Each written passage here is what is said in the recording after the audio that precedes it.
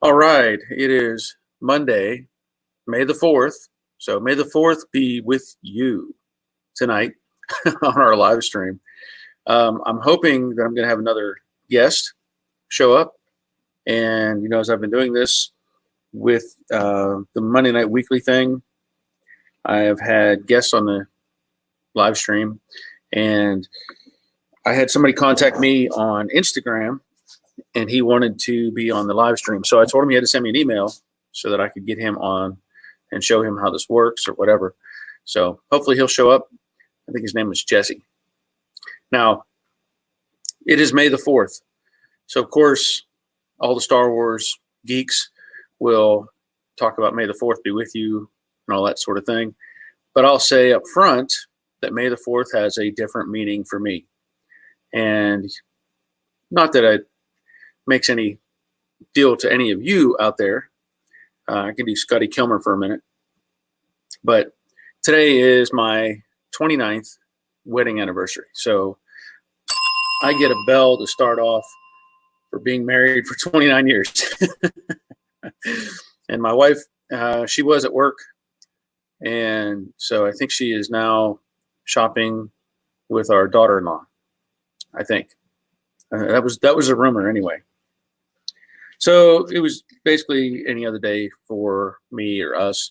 And I did some work on a friend's Durango. Ended up, they had some electrical problems. And so I did some testing and thought they had a bad alternator. But as it turns out, it really was just a battery. But I took the alternator off, took it to the parts store, had them test it, and it passed. So I couldn't justify, spending the money on a replacement alternator whenever theirs was showing it a function. So I ended up putting a battery in it and it seems to have taken care of the problem. So hopefully that takes care of it and they're good to go for a while. I need more coffee. So anyway, oh, here we go. Thank you, and thank you, Andrew. Hey, Warren. What are you doing that 69 trunk behind you? Well, it's Joseph is just sitting for the moment. It's just sitting. It is in high build primer, but I don't need to do anything with it right now. Hey, Harvey. Wally of the North, 35 years. Whoops. I'll give you a bell for that. That's pretty good. Oh, good. You're doing another update. Cool. That's great. I know people really liked your project, and they'll be happy to see an update on that as well. I'm supposed to have another Viewers Project video in the works. If he shows up, it'll say William on the live stream, but he goes by Billy.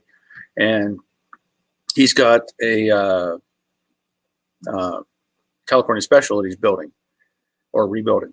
And, we've communicated on Facebook and different things. And so it'll be interesting if he can get something together for the Viewers Project. I think it'd be a good one to show, simply because it's a California special. Hey, John, glad you're here. Like I said, I should have somebody showing up at some point. Let me see. I've received a couple of emails. Nope, that's not it. That's from, I think Bob has sent me something. And okay, so Bob has got something going on. Bob Shoemaker, 70 Mach 1. Okay, he sent me some pictures of that. So that's a different setup. That's a pretty cool car, but that's not who I'm looking for. Supposedly Jesse is supposed to show up, and we'll see how that goes. So how's everybody doing? Hope things are improving. I know for me, I may have said it. I know I've said it, that I have taken a voluntary furlough from work, and I was going through today. I had received some notifications from the unemployment office about receiving benefits and how to handle that. So I've processed that correctly, I hope, and we'll be getting some deposits and see what happens. So Gary is asking how everybody's doing tonight. And Jeff instead is showing up. Okay.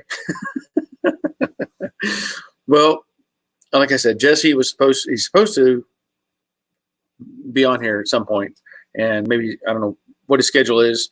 I let him know it'd be at 7 o'clock, and he needs to send me an email because I can't get him on here unless I send him the link to get him onto the chat. So, but anyway, so today, hey Heath, glad you're here.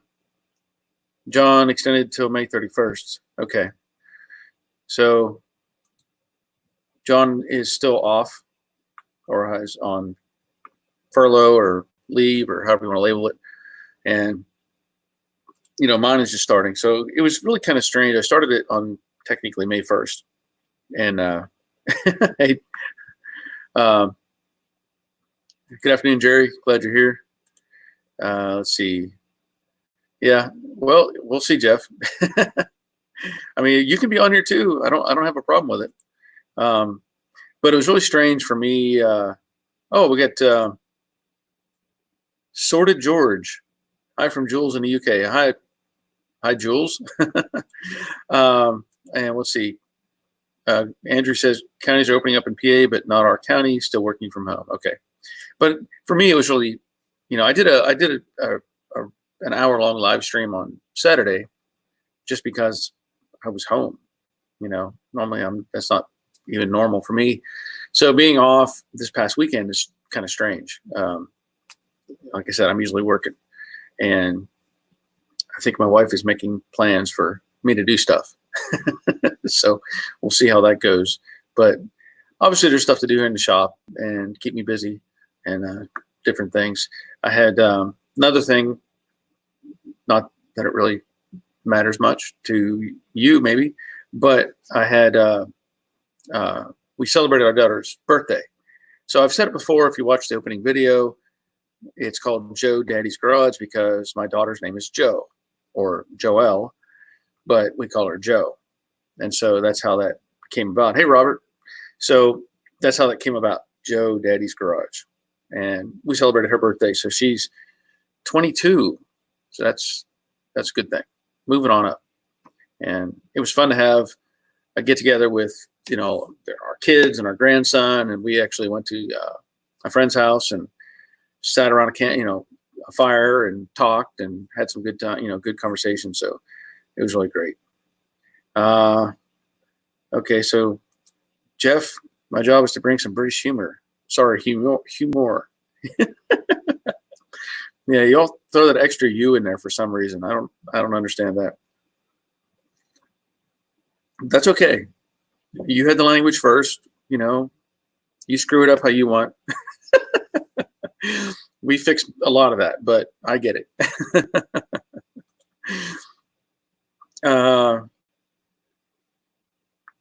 Good. All right, Joseph. You get a bell for reworking that quarter panel. I'll start reskinning the door. Well, that's a tough one there.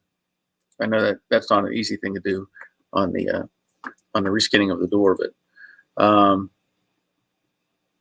yeah. So it's just at this moment it's me, unless somebody it's either you or me.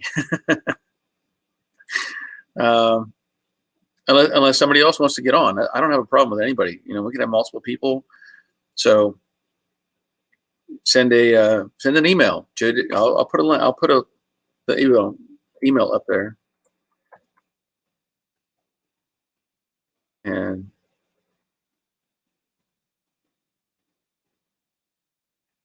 you can click on that. I don't know if clicking on that will work, but at least to tell you what it is.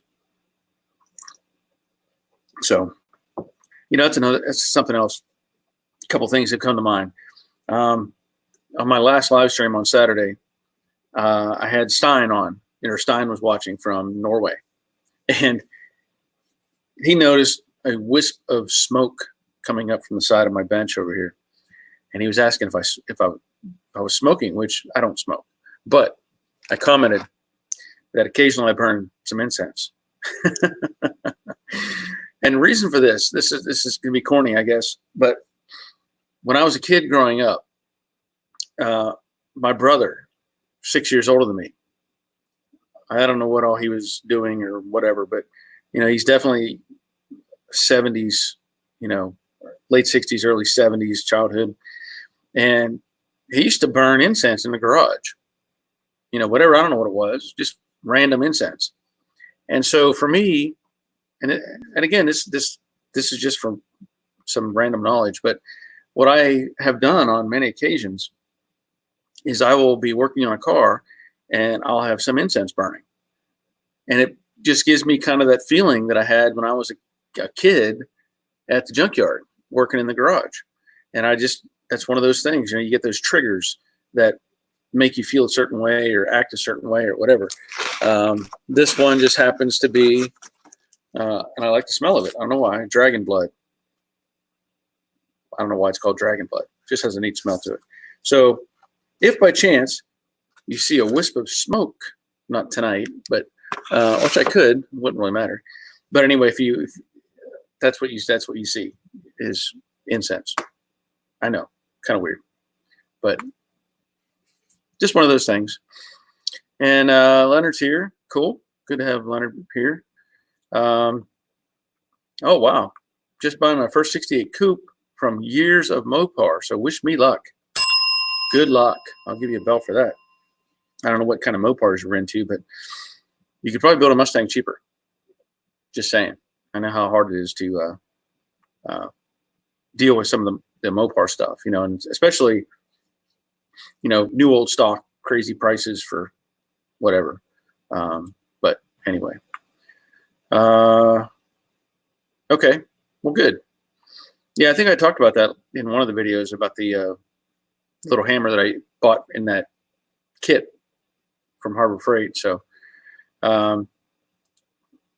let's see. Heath, great video on Jade door patch. I have the same problem. Yeah, that's probably the most common problem on doors is that right front or lower front corner that ends up gathering moisture and junk and whatever, and then just rots out. So, in the 65 and 6, you'll see more, it seems, of the lower corner of the radius, which I've shown section repair videos on that. I did it on the 70 Mustang and a couple of 65s, the way that I do that repair sequence. And, it just seems like I've got, I guess, pretty lucky with the 68 that it only was that lower corner that had that issue. So, I'd hate to get into more of the turn, but just lucky, I guess. Good afternoon or good evening, 67 Stang. That's correct. Or the smell of filler in the morning. Yeah, body filler is it's funny. I'll put some filler on something, and I'll be out here in the garage and just doing my thing, and my wife might come out and step in, and she's like, "This smells really bad in here." And I said, I don't really notice. But very, very true. It is a powerful smell if you're not used to it, but it's also one of those smells that you just kind of grow into and get comfortable with. Oh yeah, that's another thing. The smell of old gear oil. Yep. I would, yeah. I'm going to go ahead, and since you brought up the old gear oil, I forget who, somebody on here likes to ask about old junkyard stories. And so I'm just going to jump in early and do a junkyard story because you brought that up. So Wade, you get a bell for initiating the junkyard story. Well, and I might have told this before, I don't remember, but this is one of the funniest things that I think have ever happened up at the junkyard.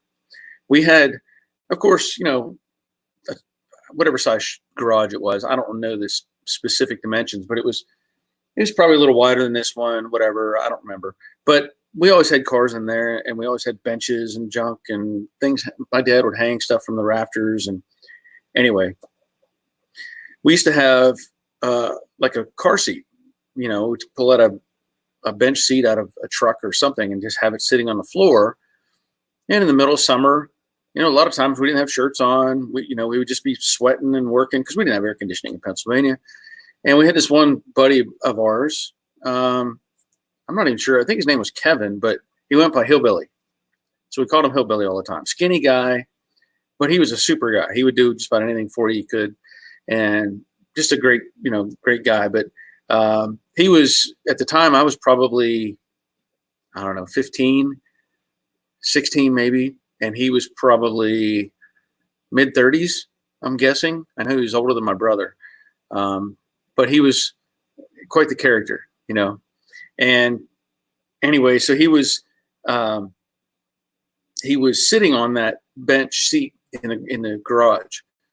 And next to him, if you've ever seen one of those, it's a 5-gallon grease bucket or grease container, you know, for like 90 weight. And it had a pump on it, okay? And you could sit there and, you know, if you were to re-grease a rear end or whatever, you'd have a hose with a hook and had a little cap on it. You take the cap off, hook it in the rear end, and pump the grease until it came out, you know, service the rear end. Well, he was sitting there, and this thing had like a bypass for pressure, and it was just like a little nozzle that stuck out. Well, I think it was sitting there, and it was aimed at him. He was sitting on the bench, and he was playing with the pump handle. Well, the thing is, if you don't have it in something, you have a cap on and everything, it builds pressure, okay? So it builds pressure, and it had this little 4-pointed handle, almost looked like it was a valve, you know, shutoff valve or whatever. And if you turned it one way, it would go through the hose, and if you turned it the other way, it would come out of this nozzle-looking thing. And so he's sitting there, and he's enjoying a cigarette and having a beer or something. I don't remember. No shirt on. And this thing is aimed like over his shoulder. And I come walking by, and I'm just goofing around, and I'm tapping on that nozzle, the handle. And he's like, "Don't you dare." Because he had been pumping on this thing. He had all kinds of pressure in the pot. He said, "Don't you dare. Don't you dare." And I was like, he didn't move. He just sat there, and I went, and I shot probably half a gallon of 90 weight from his shoulder all across. Yeah, it was hilarious. I flipped that switch. I saw the grease fly. I took off running.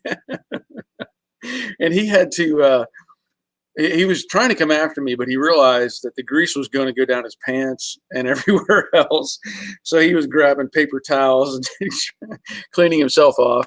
But that was I'm glad you brought that up, Wade. That was a great, funny memory up at the junkyard. He never was able to retaliate. You know, at the time, like I said, he was a thinner guy, but he was, "Don't you dare." Okay. All right. So Joseph is asking, what will the next video be? Well, the plan is that I finish prepping Jade and get an epoxy primer. So I've still got a couple little areas to touch up, clean up. You know, I think I said it before. And of course I have to blow it all out and mask it, which I'll probably film most of this. I may do it in a time-lapse scenario like I did with if you looked at the opening of the door repair video, you know, I've been doing a time-lapse, or what do they call it? We call it motion lapse on a camera setting. And I think that gives a great overview of what I'm doing, you know, because as I'm making the video and doing the work, that thing is sitting there just kind of taking a picture every 3 seconds or something. And so that'll be the next video. I've got some more stuff I want to share on doing the roof and a couple different things. But anyway, so that'll be the next one. Sorted George, C bodies for the last 2 years, but years ago I used to do B bodies. Yes, I've noticed how much cheaper Ford stuff is compared to Chrysler. Yeah, pretty much. You know, yeah, B bodies. That's all the big cars, right? Like the GTX and Charger, and I think it's B bodies are all the big body. I don't know what's a C body. I'm not sure what the C body is.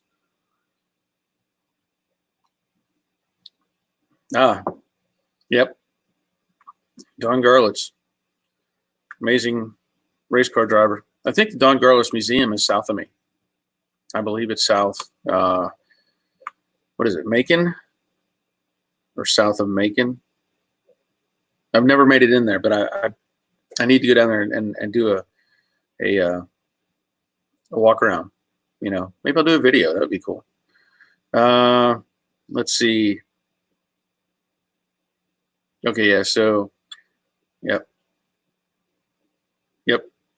So there you go, Heath. You got your junkyard story. Yep, Gary, it was. But it was funny.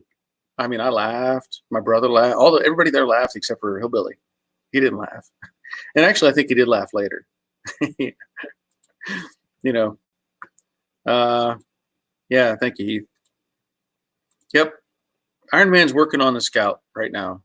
He's trying to put some, where am I at? Over there. Iron Man's trying to put some bumper brackets or something on a push bumper.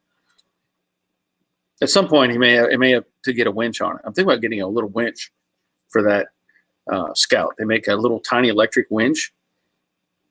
I just think it looks cool. You know, I want to try to make it look somewhat realistic because it is very realistic looking. And anyway, so maybe I'll have to get the little winch for that. Let's see. Sort of George Barry's got a point, though, having owned a 73 Capri, 3 later GXL for 7 years, and then a 79, 403 Trans Am for similar period. The Ford's definitely cheaper. Yep. 73 Capri. I know what that looks like. We had several of those in my dad's junkyard. I think I actually drove one of them at one time. Yep. B-body, GTX Charger. C-body is Pearl. Oh, the C-body is the tanks. Yeah, my brother had a big fixation with those. He loved the New Yorkers and the Chrysler 300s. You know, those cars. I think he still has a, I want to say it's a 74 Chrysler 300 convertible up at the junkyard, sitting inside something, I don't know, inside a bus, I think is how he put it. But Don Garlis video song, yeah. You know, if they let me film in there, you know, I try to do, it's kind of like, I was able to film a bunch of stuff at SEMA because I had press credentials. So that was cool. And I'm probably going to do SEMA again. I want to do SEMA again and have more experience and get more contact with builders and do videos. And, you know, because my first year I went, this past year, I was just kind of deer in the headlights. I really didn't know what to expect or how to do things, but it worked out. I had some great videos. Anyway, let's see. Garlis Museum is south of Ocala, Florida, near me. Amazing place. Well, I'm thinking there's one in Georgia. I think I remember seeing one because when I went down to, maybe it was going towards Perry, Georgia. Because I remember they had the sign up and they had a dragster or something.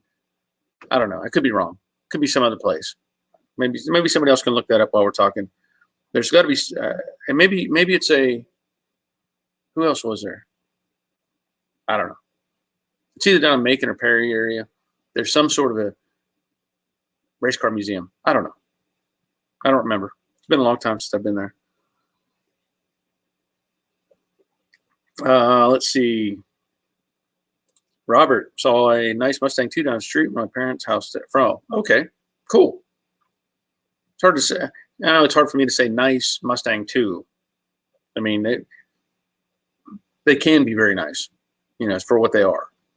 Unfortunately, they're, you know, it was always kind of, in a way, comical, I think, when you look at a Mustang II that they turned into a Shelby or Cobra or whatever they want to call it, where they put the louvers on the back and it had a little chin spoiler, and you know, it was almost cartoonish in a way, the way I looked at it, because you look at the original cars, big and bulky and muscular looking, you know, as far as a Mustang body goes, and you look at the Mustang IIs, and it was kind of like, you know, if anybody remember Shrinky Dinks?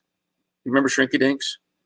Shrinky Dinks was some sort of a plastic toy they made in the 70s or maybe early 80s or something, and it was a sheet of plastic that you could draw junk on, pictures, and then you would cut it out, and it was real flexible. And then you put it in an oven, and it would shrink down to like a little piece you could hang on make a Christmas tree ornament or something. But that's kind of how I look at those shrinky dinks. They shrunk down the Mustang. Visca Rangers, Florida. It is. I'm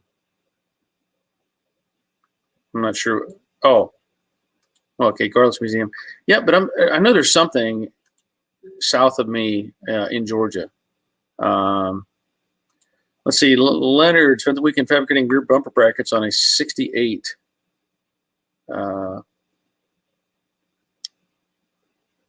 68 C10. Oh, cool. Yeah. I'll have to tell the story, the 4x4, my 72 Chevy story. That's one of my 72 Chevy stories, because I had a 72 4x4. It was actually a factory built forestry truck. And when I had it when I was in the military. And anyway, I have lots of stories on that truck, but I miss that truck a lot. 300 letter cars are big money. Yeah. Yeah, the Chrysler 300s, they were like the top of that market, Now, the only thing above that, I don't know what year they stopped making the Imperial, but to me, the Imperial was always the number one, luxury top of the line car.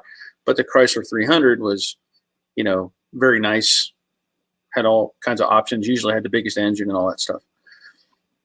I don't know about, so maybe somebody else can answer that. I don't know about Don Garlett's. I think, I don't know for sure. Joseph, Barry, have you ever painted stripes on a car before? Yes and no.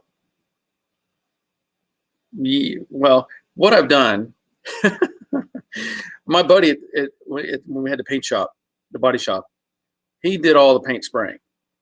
And we learned that he doesn't need to do masking for stripes. We learned that. It's not a good thing. So while he did all that, he would spray the cars, whatever we did. We did Mustangs, we put stripes on, we did some Camaros and different things. And what we learned was he would get in a hurry and he would misread the tape measure. So he'd try to lay out a stripe, and it would be, looking this way, it would be, let's say 1 inch mark, and then looking the other way, it would be at the 1.25 inches or something. It was all over the place. So he really struggled with laying out stripes. And then the other thing, people, and this is just an observation that I see on a lot of cars, where people will try to do a stripe coming off the hood, and they come down to the valance, or the rock guard or whatever, and they don't. The mind tricks you to want to go sideways because of the shape of the valance and the grill, whatever. People want to go off center and come in towards the center of the car for some reason, and then the stripes are all funky. So that's a real tough thing for people to get the stripes straight. But like I said, I put myself in charge of laying out the stripes, because I'm detail, and it was not his thing. So I'm going to say, yes, I would lay out the stripes, but he ended up spraying them. And BK, Paul, right? Yeah, that's Paul. So we got Paul here. Yep. Nice condition Mustang II. Donald Morris, I remember them. Okay. I'm not sure what that could be. Joseph, Mustang II front end still live on today. Yep. Oh yeah, the front end. Yeah, that was a great design for what it was. It was a big improvement over what was under the car. Yeah. Mildly wacky races about Mustang II. Yeah, they were just a little different. Okay, Mach 1s. I'll give you a bell for that. Yeah, Farrah Fawcett, she helped out those cars. Hey, nobody. Glad you're here. Yep, sitting on the hood. No, do not paint stripes over glass. No. If we did any classic cars, everything was removed. Yeah, wouldn't even consider that. I have not put stripes on anything here at my home shop because I've only painted in the shop 4 vehicles or something like that, 4 or 5, I don't remember. But like I thought about putting stripes on the Jade Mustang, but my wife said no stripes. She just wants a plain color car. So I'll have to appease her and make it that way. So she did agree with the color of it, though. She likes the color, which will be the Gulfstream Aqua. So no stripes here. Yep, they drove the Mustang too. You sure did. Let's see. Looks like, I may have to just, I don't know where this Jesse got to. I have not received any responses because he told me, and I'll try to find this real quick. He said he wanted to talk about his, what did he have? Okay, so he didn't send me an email. He sent me a link to his email on Instagram. Well, that doesn't really help. Maybe I can try that. Give me just a second. But I also have Andrew waiting. Andrew may be joining us as well. And I didn't realize this guy had sent me the link. I thought he would send me the link to my email, So let me see if I can get this guy sent an email real quick. And talk amongst yourselves for a minute. Trying to remember what this guy had for a car. It wasn't a Mustang. And he had shown me some pictures of it. Let me find the button here. Whoops. Okay. I'm getting there.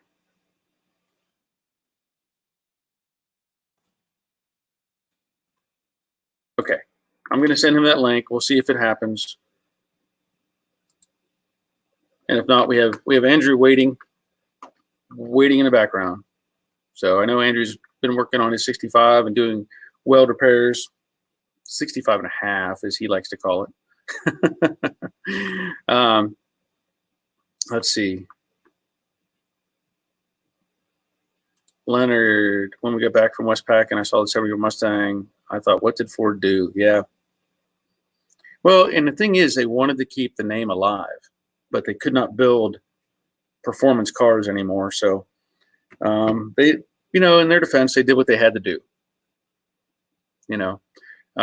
Chevy kept the Camaro alive, but they just made it horribly underpowered.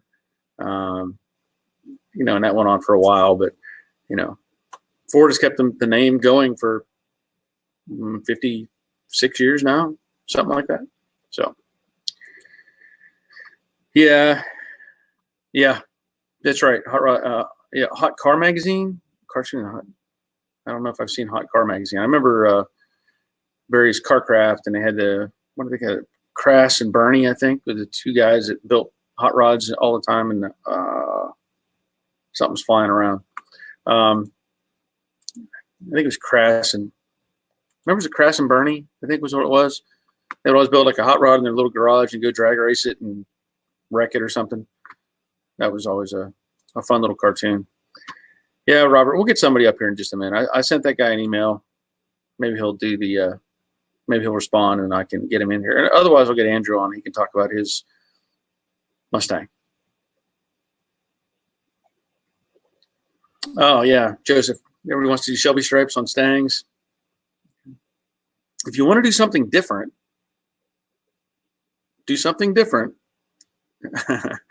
paint it up like Smokey Yunick's cars. Look up Smokey Yunick Mustang. Paint it up like one of those.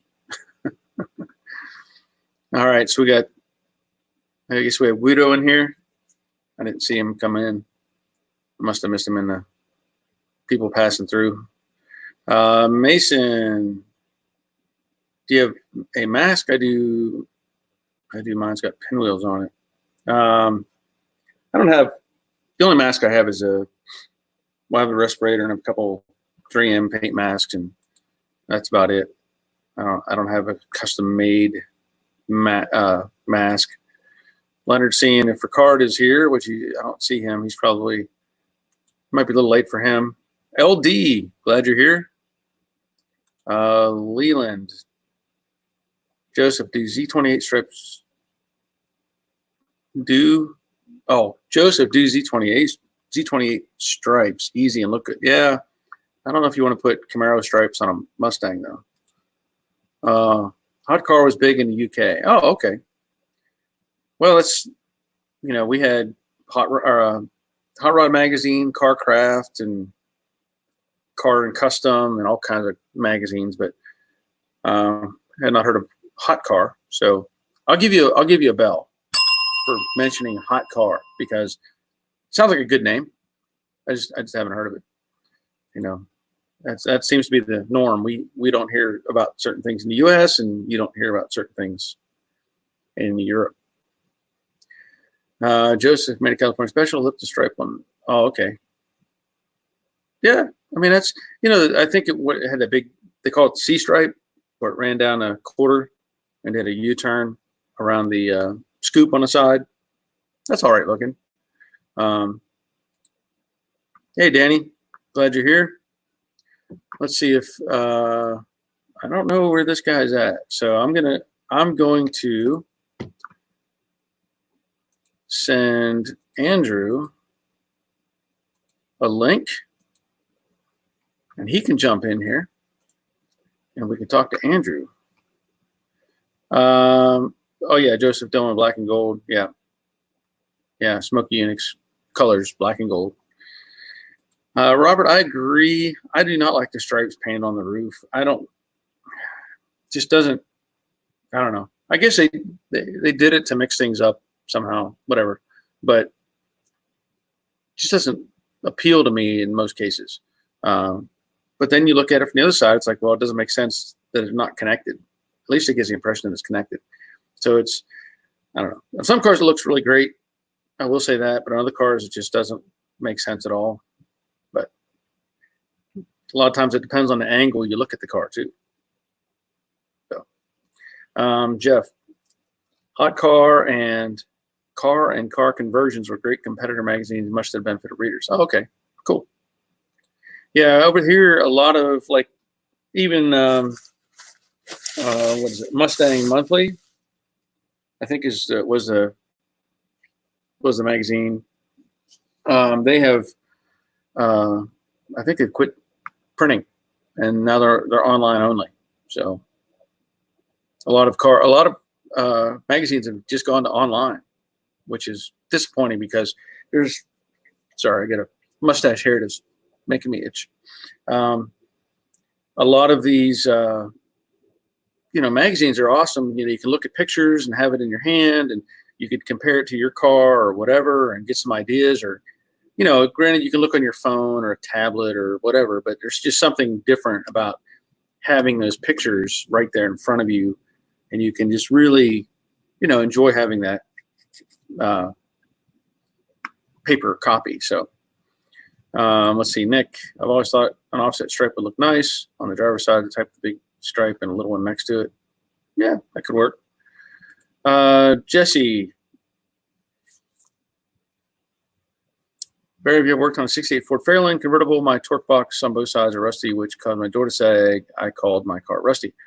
I have not worked on a 68 Ford Fairlane, but Jesse, aren't you the one that has sent me the message on Instagram? You were wanting to be on the live stream? Because I'm hoping you are, because I think it's what you were showing me pictures of, but I didn't see you get I don't know if you got the message or not. So let's see, 84, Scott, you're on fire. Well, that's not good. LD, I'm gonna get Andrew on here. So just we'll continue answering questions or going on things. But Andrew's wandering around the shop and tossing his phone around, so we're gonna give him a second and go with LD. Okay, here's a big topic. My '67 Mustang, originally a C4 automatic. Would you do an AOD conversion? Does the overdrive make it more pleasant on the freeway? It's a 1-to-1 car to 1 of 1. Well, when you say 1 of 1, well, that makes it a little more restrictive in my book. Now, the AOD is definitely a nice option to have. I'll say that, because you either have an automatic transmission that you get a lot of power out of the bottom end, and then you're screaming at the top trying to get up to speed on the highway, or it's sluggish pulling out and you have good speed on the highway. So there's a trade-off. But I'd have a hard time. I don't know what makes it 1 of 1. Does it have, like, did it come with hubcaps or something that nobody else had or something like that? So that has to be debated, whether you think that's worth it to you. But AODs are really nice to have. Goodmunder magazines pretty much taught me everything I knew about cars. I kind of missed them. Yep. So Andrew, I can't hear you. I don't know if you have your mic on, or if you just, no, your mic. Oh, wait, I cannot hear you. Can anybody else hear Andrew?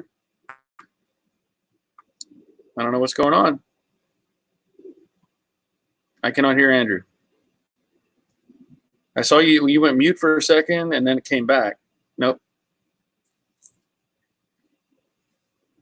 Yeah, we're gonna have to try it again. Robert, most all the car mags are dropped a few months ago. Printing and shipping is costly, but I will always prefer it in print rather than online. Yeah. Yep. Okay, so Jeff agrees with Nick. Joseph, yeah, I've seen the C-stripe. I guess the idea came out in '68. I know I'll paint my car like that. RC behind you. There you go. That's the International Scout, and you could do it like that. That would be an option. Okay, so let's start again. We'll get Andrew up. See if you. Man, I can't hear you. Cannot hear you. Did you pay your internet bill? Are you doing discount internet? Is it dial up? What are you doing? There's no sound. There's no sound. Okay, we're gonna do.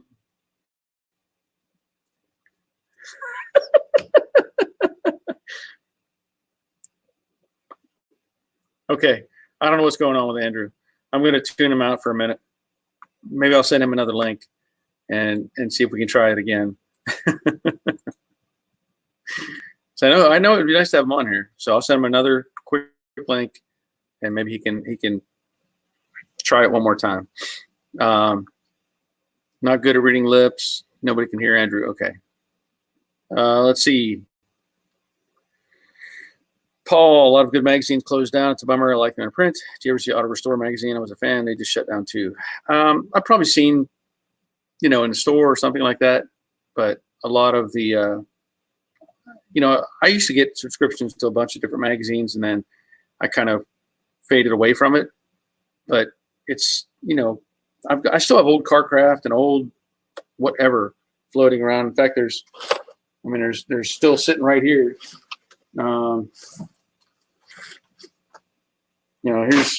Here's one that says Power and Performance. I don't know who that was, but this edition was, gosh, I don't even know when it was. Volume 3, Issue 1. I don't know. I don't even know what the date is on this. But yeah, I don't know.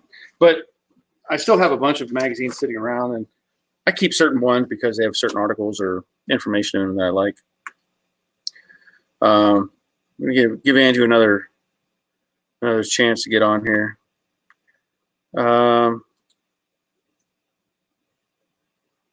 Let's see. Andrew, did you get a phone call? It mutes the sound. Oh, okay. So we'll see. Yep. So here's something. No? No? I hear a little bit. Just a little. I don't know what's going on with my phone. Try it again. There you go. I hear you talking. All right. I don't know what was going on. You got one of those Chinese phones? You got a Chinese phone? Well, they're all made in China, aren't they? Say again? I said they're all made in China, aren't they? Yeah, it seems that way. And maybe it's my So internet. I'm in my garage, and my router is probably the farthest place from my router. Oh, well, that would explain it. It could be. Well, you're a little better right there. Okay. Yeah, right there, you're good. Don't move. Now you froze. Okay. Cut me. I don't know. Yeah, I'm here. you're choppy. So sorry, man. Yeah, I don't know. It's like it gets right. Well, I don't know what's going on. Okay. Maybe it's my internet. Maybe it's something else. Maybe half your family is on the internet right now. Could be. Could be. Maybe we can try it later. Yeah, we'll let you go. Okay.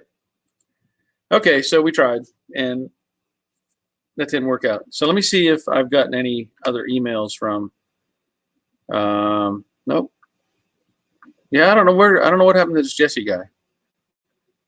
Because he posted it on here briefly. I think it was him. Where'd he go?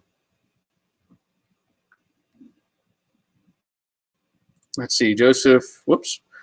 Yeah. Okay. So I'm getting out of sequence again. Got people scrolling past, and that's okay. There's 46 people on here watching. All right. So Kevin, how much CFM recommended spray primer? I have a 6.7 Mustang. I work on. All I have is a Harbor Freight 21-gallon compressor with 5.8. That's a good question.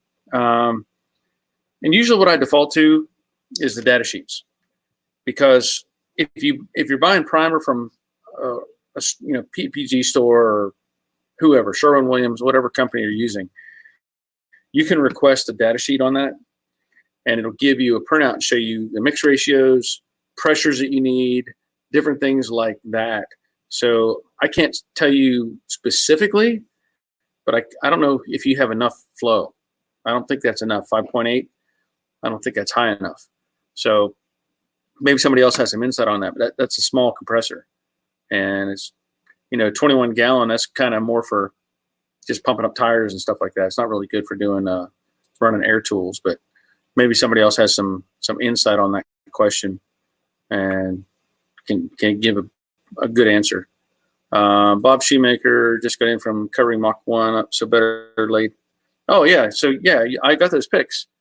And that's what I was hoping that I was trying to get an email from that Jesse guy, but I didn't get there. So, yeah, I was looking at those pictures, Bob. Yeah, you should just get rid of that car. I'll give you, a shipping address, or you can tell me where it's at. I'll just come pick it up, get it out of your yard. I'll help you out with that. You just get rid of it. I'll haul it off. No problem. So just let me know. A lot of good meat. Okay, so I'm trying to get caught back up. Harvey, nope. Okay.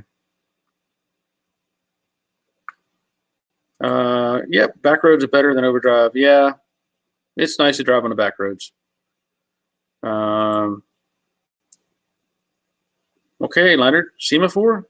I don't know what that is. So Scott's looking to do on a Cummins swap and a 99 Dodge Ram 1500. That would be a pretty good swap. 84 Chevy Theory, go for it. I did a Duramax swap into a Cutlass. Wow. I'll give you a belt for that. That's pretty impressive. Let's see. Third time lucky, Andrew. Yeah, he did. He's gone. So Jack, in fact, I'm glad Jack is here, because Jack has that car you see in his little picture there, and I wanted to talk to Jack because I mentioned to Jack before about coming up to New Jersey and making a video of that Mustang, because, and you can correct me if I'm wrong, and I don't know if you started. I know you sent me some pictures. I don't know if you've started taking it apart yet, but if I understand correctly, that car you got, it has not been taken apart, has not been painted. If that's what I want to know. If it's not been manhandled in all its life, it's basically an original car that just needs rebuilt. So I think if that's the case, I really do want to come up there and film that thing. So let me know the specifics on that, because I hope I'm not wrong on that concept. So Gene, 3X Xena, Gene is here. Okay. Now let's see. Jesse. Okay, so Jesse, I sent you an email. I sent you an email with a link in it. So I don't know if you got it. I tried to respond. I was hoping you would send me an email to my Joe Daddy's Garage so that I could just respond to that one, but I did send you one to your Yahoo account.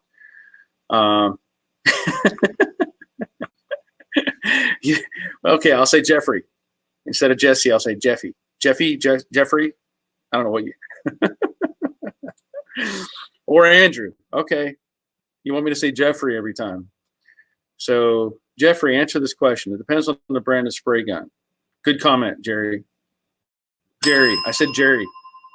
Good comment, Jerry.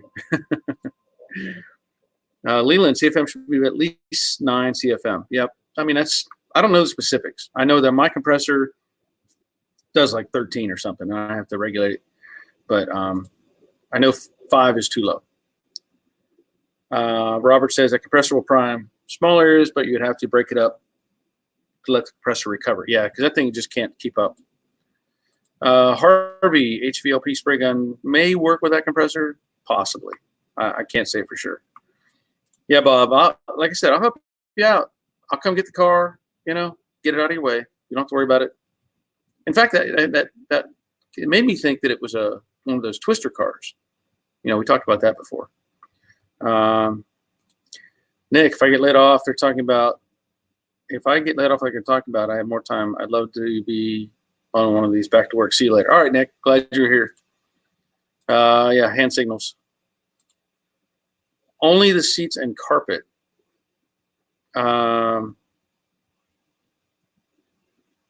Okay. So you're saying the seats and carpet have been replaced, is what I'm guessing. And Jordan, Jersey trip, you might as well come see ours. Yeah, that's a good point. I don't know how far you are from Jack, but I know I tried to work this out with Jack before, but he didn't have a garage. So I know he's got his garage, and I know the car is in the garage. And I've already kind of planted the seed with my wife, saying, "Hey, I want to make this trip and film this car." I mean, if I'm correct in if I remember the conversation, it is a '66 GT car, fastback, that's not been cut up or modified or changed, whatever. So I just thought it would be really neat to look at one of those cars up close and get some detail on it, and just really get a look at it. Because how often do you see a car that's not been cut up or modified or whatever? So yeah, I would like to get up there. Leland, you still need 20 psi at the gun. You could do small areas. I've been an auto painter for 40 years. Well, see, there you go. Thank you, Leland. That's a bell for you. I appreciate that. Let me see what's. Nope. Man, I got this mustache hair that keeps hitting me in the nose. It's really irritating. I want to just sit here and rip it out. I don't know how many of you may have mustaches, but if you have that problem or not. But what I'm sitting here trying to talk, and I have this itch. Let's see. Eastwood has a CC10 HVLP that operates on less than 5 CFM. I have one, but I've not used it yet. Well, that's something you may look into, see if that would work. And let's see. No, only the seats and carpet have been removed. I'll talk to the wife. Yes, 66 GT fastback. And I don't remember how far you are from the airport or anything like that, but right now I can get on a plane, fly back the same day with no problem. And you know, if I can get up there and do a video with Jack, and I forget what the other gentleman is that lives close to you. I think he has a Model A, and I could go see Harvey. You know, maybe I don't know what the vicinity is. You know, or maybe 2 days. I don't know, but I think it'd be great to do that because, you know, it's just, you know, you just don't find those cars like that. I think it's pretty cool to see that. LD 67, 68 Mustang Reaper doors, or find clean original with little work. Heard interior graining is not the same. Yeah, you know, it depends what you're going for. I have not worked on aftermarket 67 or 8 doors, but more than likely the grain pattern is not going to be the same. It's not as deep, it's not as pronounced or whatever. If you can find original doors and rework them, you're better off, in my opinion. And it doesn't matter what year model it is. If you can find original doors, you want to go that route, even if you have to do some patchwork. My opinion, it's just really tough. Brendan, afternoon. Oh, so Brendan from New Zealand. Good day, mate. Right? Yeah. Brendan did a live stream on his phone the other day, and Harvey and I showed up and got a tour of Brendan's place. So that was pretty cool. It was nice to see all the stuff he's got going on at his place, and, you know, beautiful weather. Let's see, Jeffrey. Yeah. All right, Jeffrey, which way do I go? Get me close. Yeah, I know. Believe me. Dust mask, respirator. 30 minutes from Newark Airport. Cool. Yeah, that's an easy route. I can do that. Oh, I got something floating in my coffee.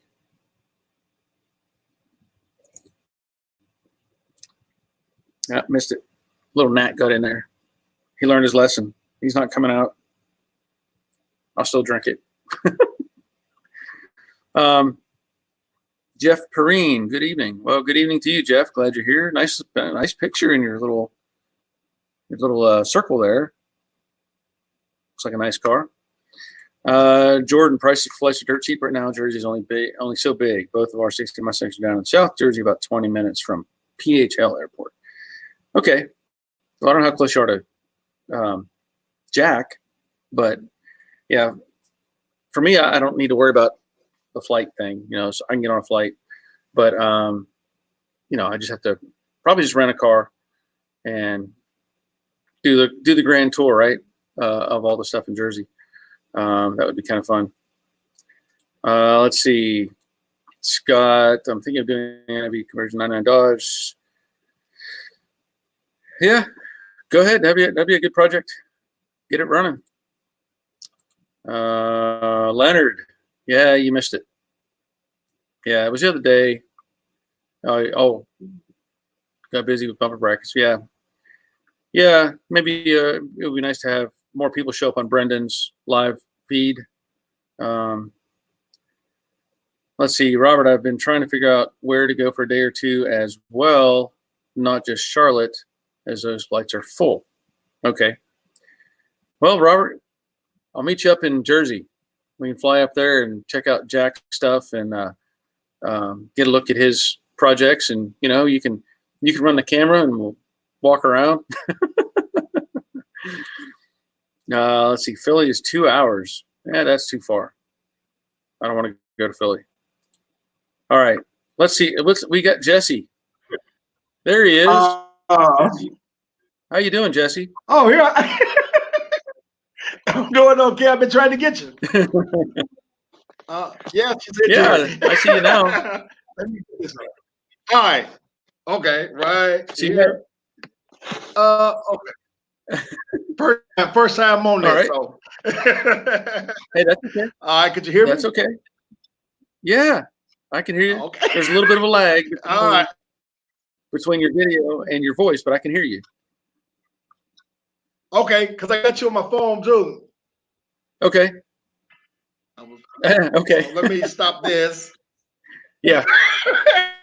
You probably do one or the other. Yes, because I kept hearing you talk to me. I can hear you, but I don't know how to get on this. Okay. Yeah, because I mean, once you get the link and you follow the step, you know, you get on there. Well, yeah. But I'm having problems. Let me see myself. Okay. The 4-lane 500 convertible, Okay. and my doors started to sag because of I'm thinking the torque box I think you talked about before. Okay. It's a torque box and the two box up underneath the doors deal. They riding out. So I went online trying to find a floor for it, but it doesn't come. It doesn't come in the format like the Mustang. It's almost Okay. flimsy. So I want to talk to you about how to do that. Do you rebuild the torque box kind of deal, or how did that work? That's a good question, because I don't know what is available for those cars. You know, that's not something I've dealt with on a regular basis. So I don't know what's available for those cars. Okay. Now, what you need to do, if you're talking about it's trying to sag, you need to build yourself. Yes. You need to build some braces. So if you haven't done that yet, Okay. basically, if you can come up with what people have done is they've taken like 1-inch square tubing and Okay. get the car in a level position so that it's, you know, the gaps are right, and you put that tubing.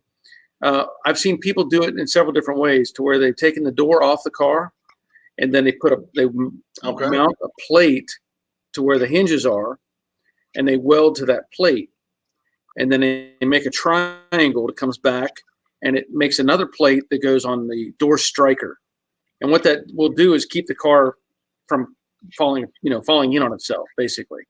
So that you need to do something along those lines, because if you don't do something soon, you might collapse on it completely, and then you're in trouble.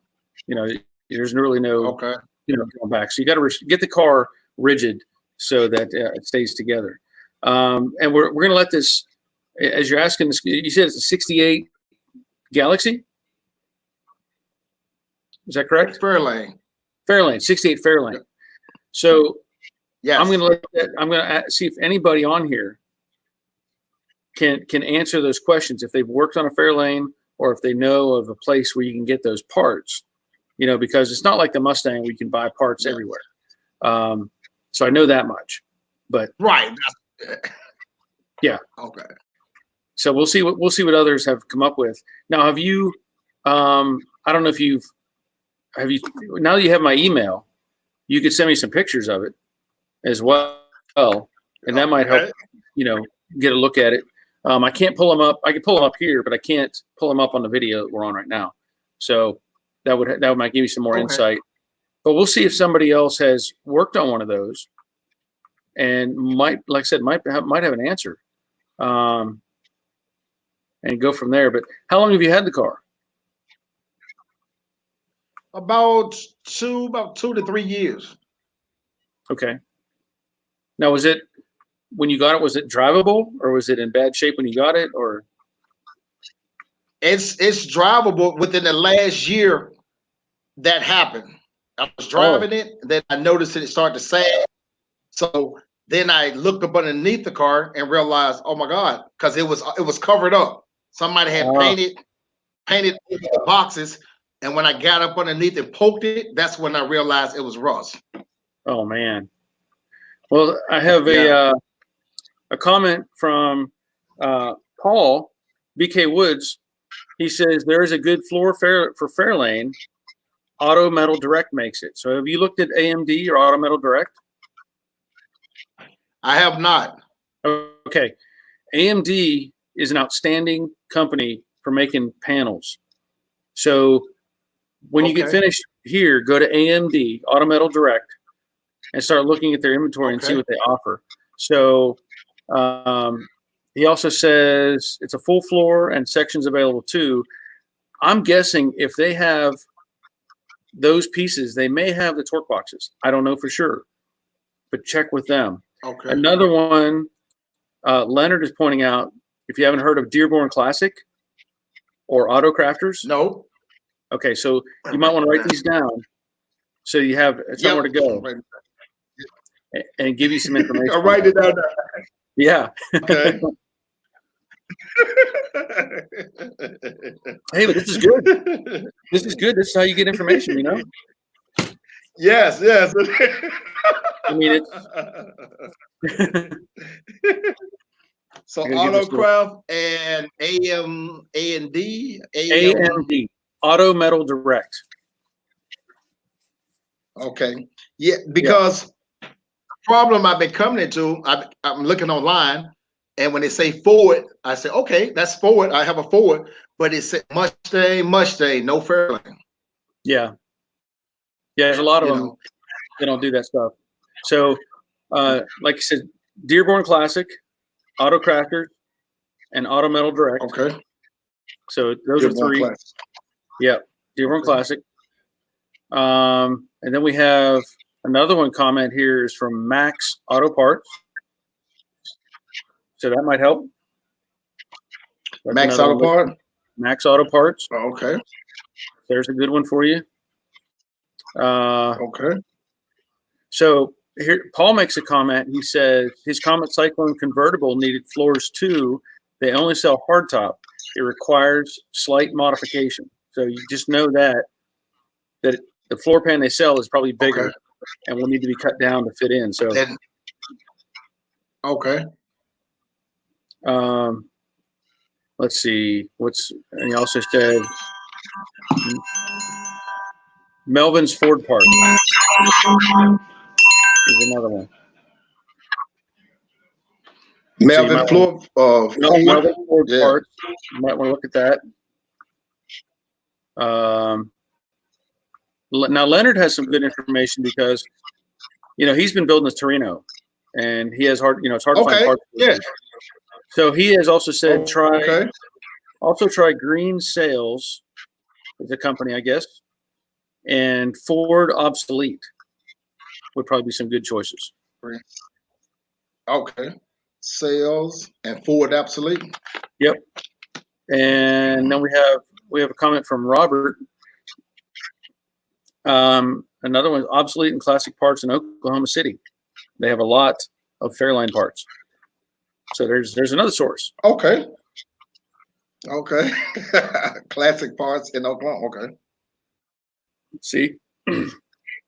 And you know, it's being online. Yeah, I mean, it's great to have this, like I said, this format so people can have this communication because, you know, there's information available. You just have to find the right tool for it. Right. Paul, it's a 68 Fairlane, correct? Yep. Yeah, correct. Okay, 68 Fairlane. So, in fact, I was I was at a car show last weekend. This past weekend, I was looking at a 66 Fairlane. Really nice car. Nice. Very nice. Yeah. It was a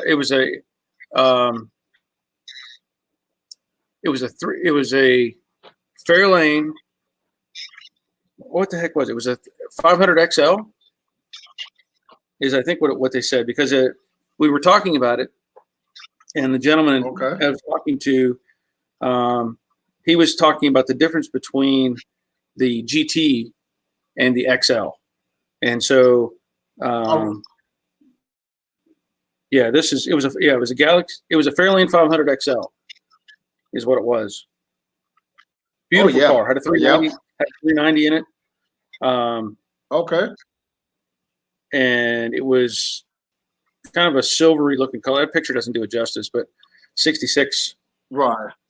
You know. They're nice. So, yeah, that's a sharp car. But I think the 68 maybe, I know the body's a little different, and I'm not sure if it is a little bit bigger. I don't remember. Let's see what else. Maybe we have some other comments here.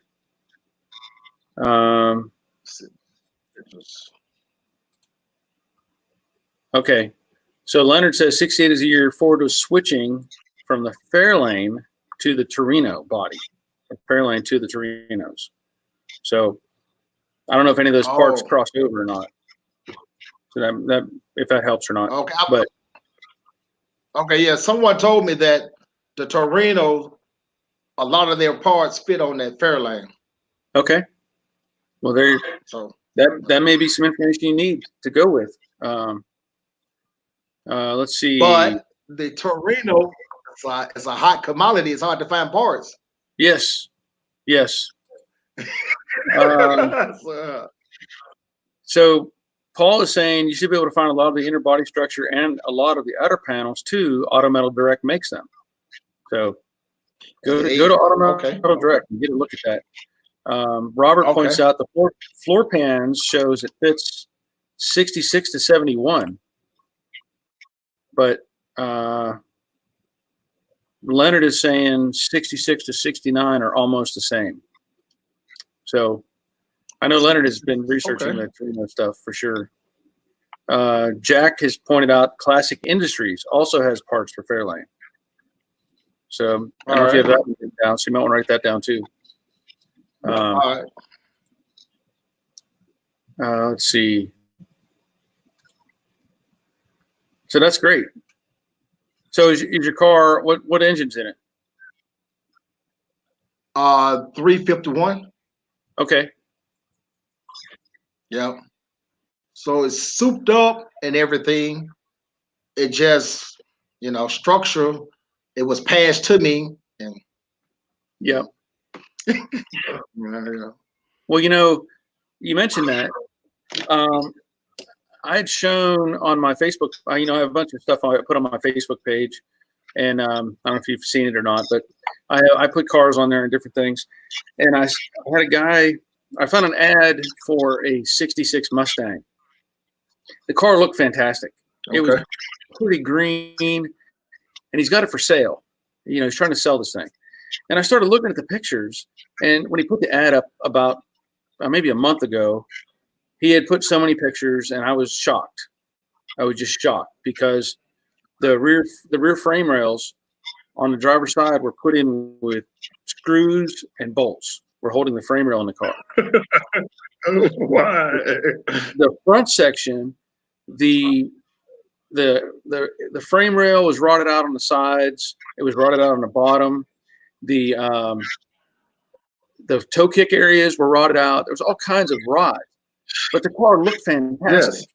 And so I posted the picture. I posted the ad for the car, not to try to make fun of it, but to point out that sometimes you buy these things and you don't know what you're getting or what people have hidden. Yeah.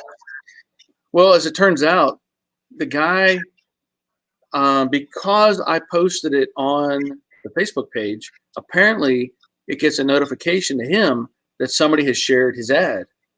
So he shared the ad, and he messaged me, and I thought, oh, I hope I didn't make him mad. And he said that what happened was he said he bought the car from an old man who said he bought it from a body shop for his wife, and then she didn't like it or something, and so he bought it from him. And then he was driving the car, and then he started washing it and really cleaning things up, and he found all this stuff just covered up with junk. So he was asking me, he's like, what would it cost to fix this car? And I told him, I said, this car is really bad. And it was, things can be fixed. But I hate it when people hide stuff. I hate it when they pass it on. Right. And then, you got a car you love, and now you've got to fix it to be safe in it. That's the really bad part. Yes. Yes. But anyway, so I'm hoping this helps out and you get some information on here that's going to get you on the right path. Let's see. Yeah, Rick work gets in the way. 68. So yeah. 68 was the first year that Ford introduced the 351 Windsor. So as you have a Windsor engine, I assume? Yes. Okay, cool. Well, very good. So where you located, Jesse? Where what? Where do you live? Oh, I'm in Bay City, Michigan. Michigan. Oh, Okay. Yes. So you got lots Yes. of you're in a rust belt. I am. Yes. Snow, rust. Yeah. Now, have you done body work before, or have you done maintenance? You know, are you a mechanic, or what's your skill set? No, I kind of play with the motor a little bit, but I don't do anything with the body. I just saw your channel, and I was like, I saw that that Ford from New York, I think it is. Yeah, And yeah, the I just convertible. seen that thing. I looked at mine. I said, mine better than that. Yeah, I believe it. Yeah, So after that, I said, well, let me get a hold of this guy and see if he's still on line. Because I went back and watched all the old videos. So it took me, a couple of days watching them and everything. And then I'm like, oh, okay, well, maybe it's hope. I don't know. there's always hope. I mean, if you can find the pieces, that's the thing. Now you're gonna have to learn some skills. You're gonna have to learn how to weld. Yes. I Make things thought fit. that too. I thought of Harbor Freight. Yeah. I mean, people, and the thing A is, little bit. I hear it all the time that people that have had cars, not necessarily like you've had only a few years, but I get emails and messages from people who've had cars for 20, 30 years, and they just left it sit because they didn't know how to fix it, but they kept it. And now they're getting back into it. They're seeing how things happen, and so it's making it better for them. So, see, the thing that impressed me, thing that impressed me was the the floor pan for the Mustang is whole. So I was like, man, I like the way you just put that floor pan in and put everything on top of it, so. right. Yeah. Yep. Well, hopefully you got some answers, and now you got some homework to do. Yes. Well, we're not working here in Michigan. Well, I'm not working in Michigan. Yeah. So I got plenty of time. Okay. Well, it's been nice having you here, and like I said, hopefully you got some answers to your situation, and let me know. Look that stuff up, send me an email or a message or whatever, and let me know what you found, and maybe that will help other people to get this information as well. Okay. So okay, I will do. I will do. All and I like I said, I heard you talking to me. I was just trying to figure out how to work all this. I've never been on this before. Yeah, that's fine. So, yeah. That's fine. Well, I thought I was just going, text you, and then you kept asking for me. Hey, what happened to that guy? What you said? What you said? I was like, oh, that's me. Well, like you said, it's great to have people on here. It is great to have other people on here. So, but I'm gonna let you go. I'm gonna continue on with these other questions and stuff. But like I said, I'm glad you got on here and you wrote up. So, well, thank you, and thank everyone for helping me. There you go. I'll give everybody a bell. You get a bell for helping you out. All right. We'll see you. Glad you're here. All right. Yep. Okay. So I'm glad Jesse was here, and I'm glad all of you came along and were, helping him out and get that information, because it becomes daunting if you don't have a resource or somebody that you can ask questions to. People get, they get frustrated and get intimidated and give up. But obviously, he's got a cool car, and he wants to get it, get it back together and safe. So anyway, I know he's still on the bottom of the screen, so he'll probably be checking himself off here in just a second. Let's see what else we have here. Okay. So Robert comes in and says, 68 was the first year that Ford introduced the Windsor. Okay. And Leonard was talking about he wished he had his 351 from his grandmother's 73 LTD. Went to Junkyard at around 20,000, rusted away in Detroit. Oh, 20,000 miles on it. Man. Let's see. BK, if he's not, he's got door shift closings on a convertible, he's going to look closely at inner and outer rockers too. So Jesse, make sure you check all that stuff. Get it all cleaned up. But I don't know if I have any pictures of it, and maybe I should show something, but I hope it made sense. I've seen several times where people have built cars where they've like literally just taken a plate and mimicked the door hinge, holes, bolted the plates to where the door hinges were, and then put cross bracing down and up to create a triangle on the side, and then have a plate attached to the door striker. And at least that way it gives something to keep the car from falling in on itself when it doesn't have the doors on it. So just something else to consider. So Leonard's looking for a set of 302 heads from the Explorer or a set off of an 8795 Mustang 5.0 works good also. So if anybody has some 302 heads from the Explorer, that was something we talked about, I think on Saturday. Somebody was looking for, I think they were looking for a cylinder head for a 6-cylinder from Australia. If I remember correctly, he was talking about having having an aluminum cylinder head was available in Australia and had to be imported. So, yep, Harvey, it was great to have him on here.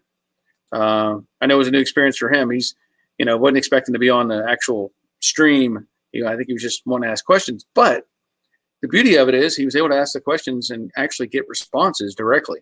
That always makes it nice. Joseph, it always makes me sad to see guys keep cars and they just rust. Here it's bad in Oklahoma, but there's always some great barn finds. Yeah.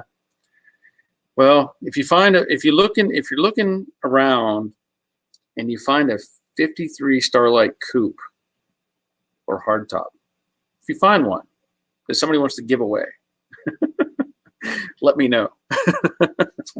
I would love to have one of those. Yeah, let's see. Robert, I came across one in a 73 Galaxy here and took the AC brackets off of it. Okay. Robert, the aluminum Aussie head was listing while I was working on the car that day. Yep. Yeah, I think he said something about there was a company out in California that was making them or remaking them or something, but I don't remember exactly. But it sounds like it was a unique thing to get from in Australia. So, yeah, Scott, I'm pretty sure they don't make license plate floorboards. Pretty sure. So while I'm at it, and I know Robert, let's see. We're gonna throw out another link to a former guest on the show, and that was Jared. So we'll see if he's going to come up. I sent him a link so he can pop up. You remember if he was on here before, talking about the 68 Mustang that he's got. Bob, where my Mach 1 was, he has a 64 Galaxy 500, pretty good shape. Yep. I remember at the Junkyard, we had a Galaxy 500 XL, bucket seats. It was kind of some sort of green color, had a greenish interior. It was a neat car. It was. But I don't know why. I think I do know why. I have an affection for the 62 Galaxy 500. I got my first speeding ticket in a 62 Galaxy 500. And it was a two-door hardtop, black interior, but it was a 352 with a 3-speed on the tree. Really weird. I don't know why it didn't have a floor shift. It should have had a floor shift. But I like the looks of the 62 Galaxy. I like the 64 too. And everybody talks about the 63, but the 63 is kind of a weird combination. I mean, sometimes I like it, sometimes I don't. But I do like the 62, especially a convertible. Those are beautiful cars. But anyway, Matt says lots of Cleveland parts in Australia and New Zealand, I guess. So we have Jared is in the house. What's up, Barry? There you go. I can hear you. So how you doing? Doing good. Just got off work about half an hour ago. Happy to be home. Okay. And are you working on anything in particular? Yeah. I actually wanted to show you for a little. Last time I talked to you, the car didn't have an export brace. Oh, nice. I was able to get a reproduction one, and Yeah. read on some reviews, and they said the CJ Pony Parts brand is actually a pretty good one. So Now who made that one? Who made that one? So that was CJ Classics. That was I think that's like the CJ Pony Parts home brand. Probably the same as Dynacorn. Okay. You know, they're sheet metal from similar places. Okay. Yep. Yeah. So you must have similar internet to Andrew. Huh? Is it cutting in and out? Yeah, it was. But I mean, you're there. So did you have any trouble getting that brace on? You know, believe it or not, we didn't. So I've seen like on YouTube videos where people will put like the porta rams trying to push the top of the shock towers out, just because when they get old, you know, they sag in and all. And my dad and I, we both kind of worked as a tag team on it, and we were expecting to fight with it, like using like pry bars and stuff and jacks, and you know, it drops right on. It's just, it goes to show, like, if you have a car that, like, we found ours not really modified or beat on or just kind of taking it easy on it its whole life, it popped right on. Yeah. That's great, because like I know that Robert was asking about it. He was wondering if you had to do some modifications to get that in, but that's great, because I've heard a lot of people struggle with those. Yeah. You know? I think a big thing is the 68s had 2 torque boxes. They had the torque boxes, they had the gussets, they had a lot more rigidity in the frame and the body, where like 65s just had the floor. This is right. So your brother's slowing down your internet. That's the problem. Yeah, he needs to get off the internet. What the heck? Yeah, I don't know why he's doing that. Tell me, you know, he should be better than that. Get a life. Go do something else. Yeah, Goodmunder. I second that, because Andrew was commenting about being on the Facebook pages, the YouTube channel, and all that stuff has helped him tremendously with his project. And Goodmunder's enforcing that comment. And it's true. I mean, we've talked about this before, because of all the stuff that, you know, when I was growing up, we didn't have access to this stuff. We didn't have all that stuff. But now it's great to be able to, you know, meet people, talk to people, see what they're doing, and look at their projects and stuff like that. So I think a big thing too is I've been using people a lot for information. I mean, the amount of information you find on like a Facebook group is just, I mean, it's awesome. Like my upholstery in my car is really getting bad, and it's starting to really fray and rip apart. And you've heard of the TMI kits and all, but we had a company come up called Distinctive Industries. I had never heard about it, but I put it out on a Facebook group and wanted some people who've used it, like, to let me know their feedback of it. I got like 10 replies within the hour. It was great. And then I went with that. So what were the end results? Was it good? They said it was pretty similar to the TMI. The Distinctive Industries was like almost half the price. And a lot of people are convinced that it's the same stuff, just with a different brand, because it's made in Corona, California. They use the TMI seat foams. It's like, chances are the thing's the same exact kit. And it's Just for- Distinctive Industries. Yep, that was the Okay. the name of the company. They were clearanced on CJ Pony Parts last week, so Oh, really? I went and scored some. Yeah, I hope they're not out of business then. yeah, I hope to. Let's see.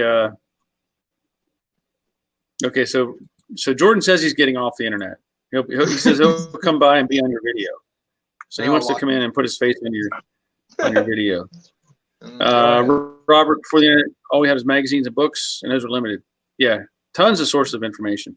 And the thing is, though, as we discussed earlier with Jesse and having his problems with finding parts for 68, there's tons of stuff on the internet, but the bulk of it is Mustangs, Camaros, Dodge Challengers, and whatever. But the obscure cars, it's a little harder to get stuff for, and we all know that.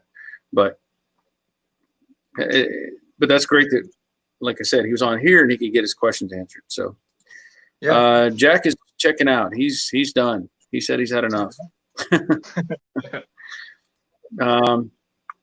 There you go. So Paul says Distinctive Industries makes fantastic stuff. They even make Cyclone GT stuff. So we'll give a bell to Distinctive Industries. Yeah, there you go. And you for bringing that up. That's good. That's again more information.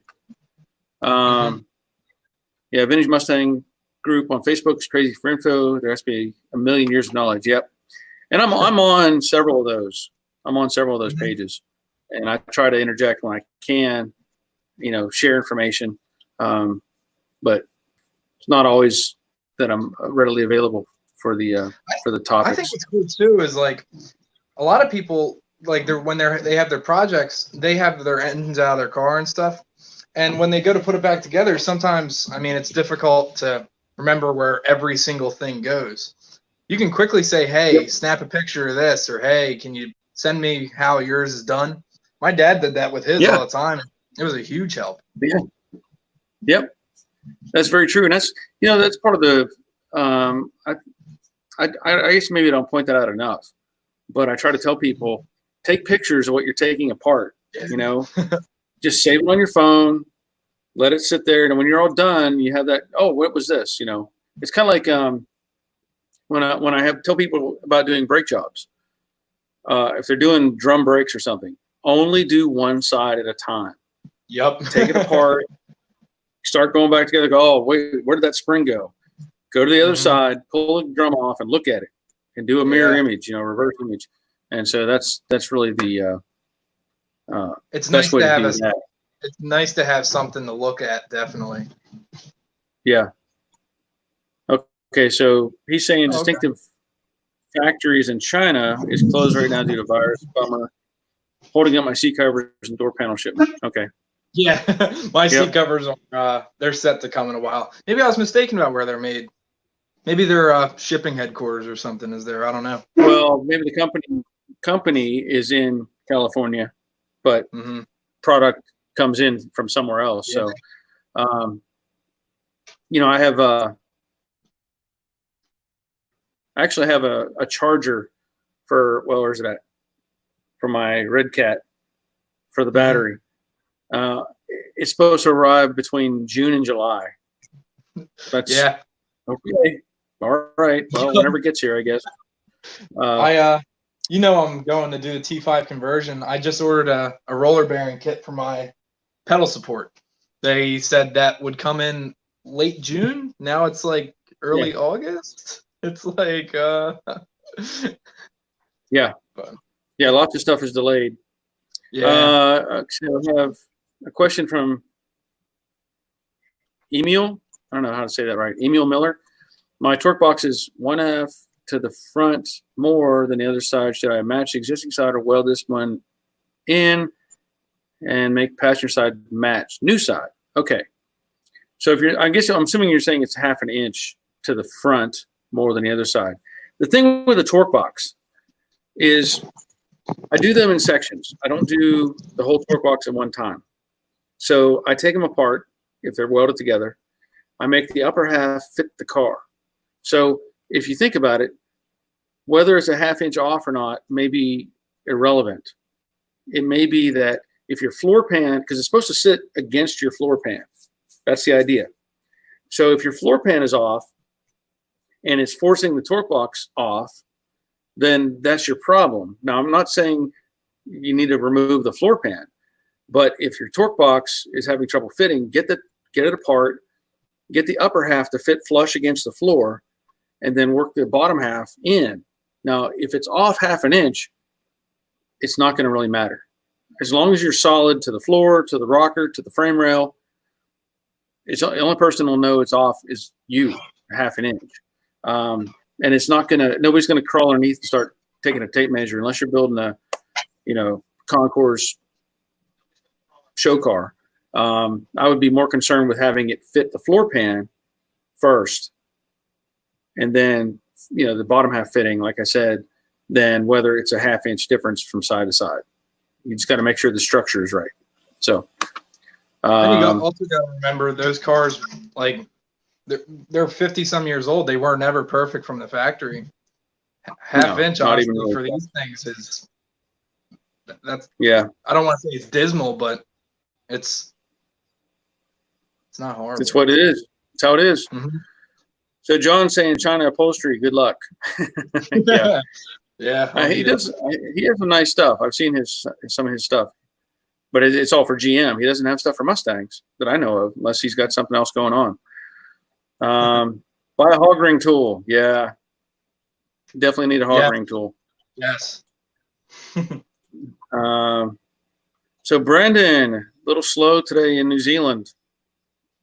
So, and if you haven't, I don't know if Brendan is planning on doing more live streams. But if you're not following him already, go to his channel, Brendan351C, just like it's there. Sign on, log in, subscribe, whatever. And, it was nice to have him. He did his own live stream from his garage and did a walk around of his property and stuff. So it was pretty cool. Joseph, and plenty of hog rings. Yes. Going to need a bunch of those. We did seats in a 94 Mustang and went through about 250. It was crazy how much you used to do. Yeah, we recovered some at the body shop and they were tough. I mean, it was I forget what all we did several sets of different ones, and it was just a lot of work, a lot of effort to get all that together and make it right. So it was two people pushing as hard as they could with us.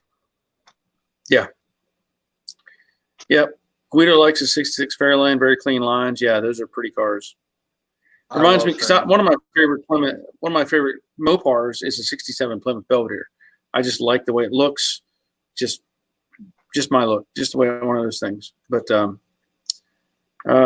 Andrew, yeah, there you go. Binge watched it at Eddie's garage for a few months, and he'll be stepping in the garage like a champ.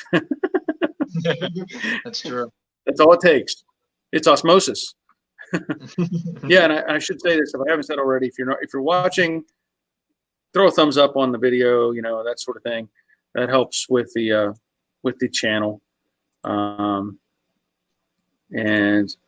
give me a second here. I had some other things pop up.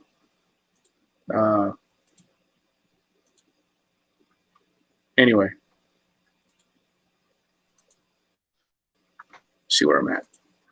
So we have Brendan talking about busy days, some quiet days. He has a day off tomorrow, so that's nice. Robert, make the torque box fit the car. Doesn't matter where it is, just a brace. Yes, that's right. That's what I said. That's what I said, Robert. It's sitting perfect to the floor. Well, then leave it.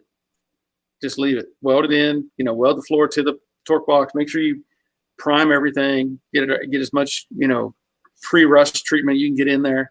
So, and I don't know what year you have, but if it's early 60s and with only no torque boxes or only one, still put both of them in. They're yes. You heard about the accident with our 67. I honestly think that's what saved my brother's life when he was driving in it. The driver's side was much less damaged than the passenger side, and that was a 67. so it only had one. Right. Well, see, your dad put together that video, and I posted that picture in there, and I commented about that where the floor pan was pushed up on the right side. So I saw that. That was surprising. It really was. But that's why I tell everyone who has a car with only one, put both of them in. Yep. Yeah, Emil, it's not gonna. Don't worry about that. Get it in there, weld it in, make sure it's flush against the floor on both sides, and you'll be good to go.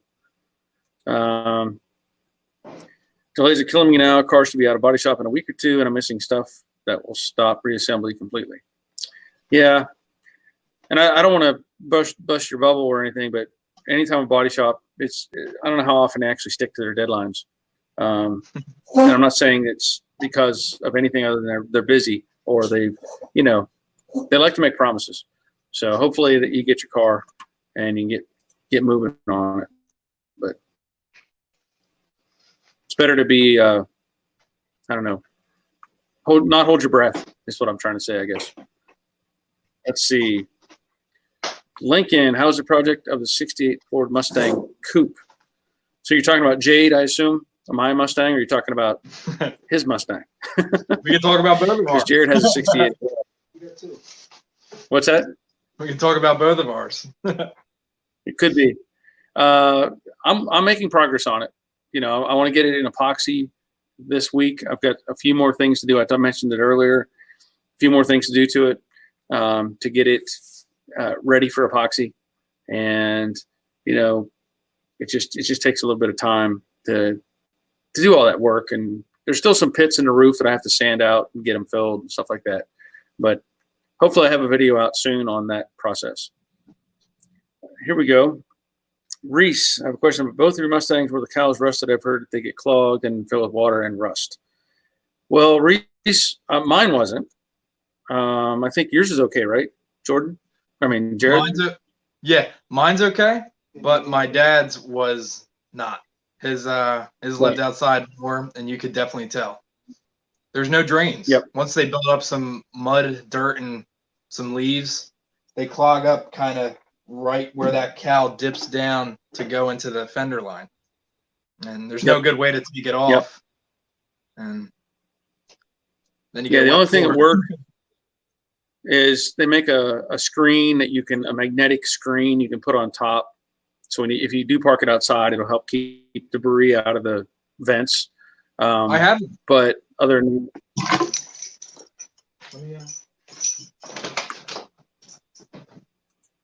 But Reese, the one of my 68 was not clogged and not rusted out, so it's going to stay just the way it is. I didn't take anything apart. The 65 that I have in the garage, there you go. There's one of those screens that you can put on top. Now, how does that one attach? So little clamps? Yeah, let me show you real quick. I think this is the best. T-clamp or something? It's like a little T, and it's on a spring.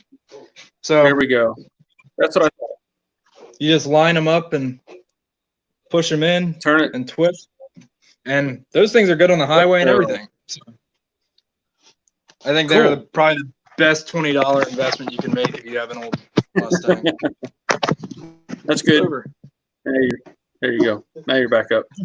Yeah, I've seen those before, but I've seen some that were like magnetic. Like if you just were parking it somewhere or sitting at outside, not driving it necessarily. But now where did you get those through? eBay.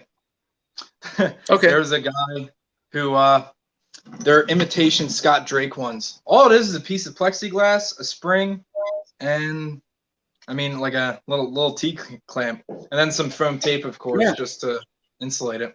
You can probably make them yourself pretty easy. Probably. Yeah, it wouldn't take much. But yeah, Reese, so hopefully that answers hopefully gives you some information, but they do get clogged up pretty quick, especially if people just sit them outside, just let the trees and junk get in there. And once those little drains are clogged, they're done, and it'll just stack up inside and get over the top and rust the floor out. So 69 almost every Mustang seems to have that issue. Speaking of Mustangs, and not that I need another project, Not that I need another project. I saw one advertised on Facebook, and I'm really interested in it because it is a 66, and it was originally a 6-cylinder car. And the pictures the guy shows, the car looks absolutely rust-free.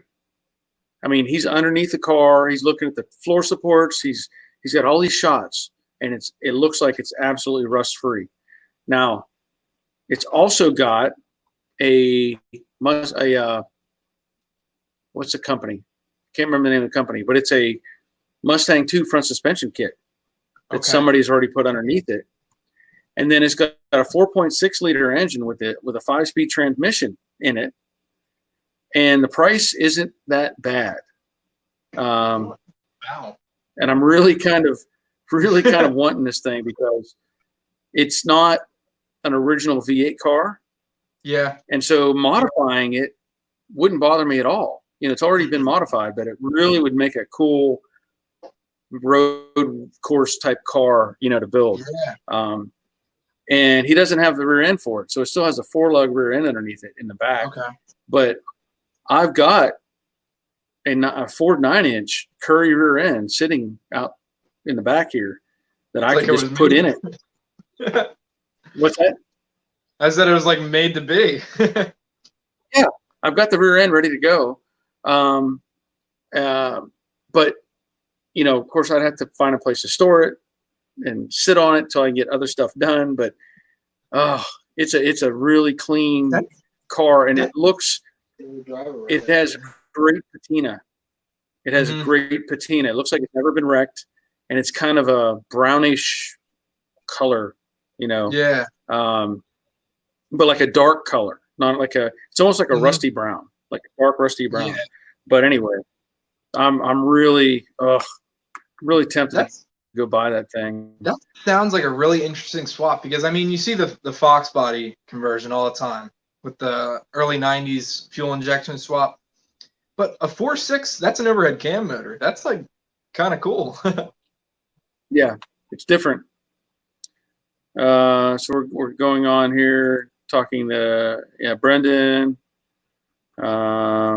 Thomas, great channel. Thank you, Thomas. Give you a bell for that. Thumbs up. That's right. Thumbs up. Emil, it's rear torque boxes. Frames connected. Won't the difference affect the height? Oh, okay. So now I assumed that you were talking front torque boxes. I was assuming. Now I didn't see it. If it said rear torque boxes, I apologize. That's a different story. You're going to have to get that in the right location. And I wish I had an easy way to tell you to do it, but you're going to have to find the center line of the front mount for the leaf spring and find a 0 point somewhere on the body that you can measure back to that and get that location. So hopefully that, I don't know. I understand what you're saying now. Cause when you said it was at dog leg, I think you meant dog track to where we're like kind of track sideways. So that's going to be, yes, a different, like, and I just realized 65 coupe is what he's saying. So, yeah, that's a different situation. You're going to have to get that one squared away. So, yeah, like Robert says, realizing now that it's rear torque boxes. Let's see. Leonard is kind of got a little bit of a lag. Hoping Ricard was on one to ask him about the jack he made. Oh yeah, I don't know if you saw that. Ricard had showed us his a transmission jack that he made from 2 scissor jacks that he took from a car. Well, it was really cool because what he did, he had a base and he mounted the scissor jack on either end. Okay, he welded on sprockets on the rotating assembly, and where the handles go, welded on sprockets, and then he connected a chain onto those sprockets. So basically, and then he put a platform on top of the 2 jacks. So if you turn one, both jacks went up at the same time, and you could lift the transmission up. So it was a really neat variation on a transmission jack. That's really cool. Yeah. So, I don't know if I don't know you've seen where you convert your regular floor jack over to a transmission jack. Have you seen them? Yeah, I've seen it. I used to have one of those. I got rid of it. I didn't like it, but I have an upright transmission jack for being on the lift. Yeah. So I don't use the one on the floor anymore. I remember I sold it. Let's see. Body shop is right on schedule. It's delayed parts I ordered that I need to put the car back together. Okay. Yeah. Yep. Well, that's good. I'm glad the shop's on schedule. That's awesome. Yep. Yeah, that's another point. Hat repair kits. I've never tried one of those. The first cowl that I actually did, I used the patches that were for, just I don't know, they were like 15 inches wide or something. And I just replaced the tower and the bottom of the cowl. Because at that time, I didn't know if they had the whole assembly.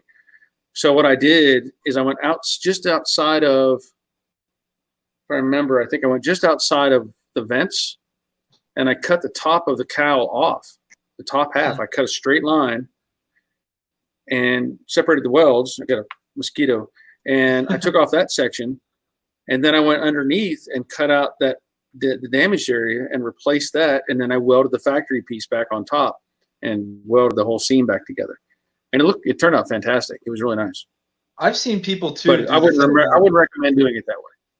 Yeah, I've seen people too. I'm no body man, but I've seen them cut the like a little incision right where that cowl has that drain, and they slide a flat piece of metal kind of all the way through, and yeah, gets the job done. But it's not the for me. I know it's there.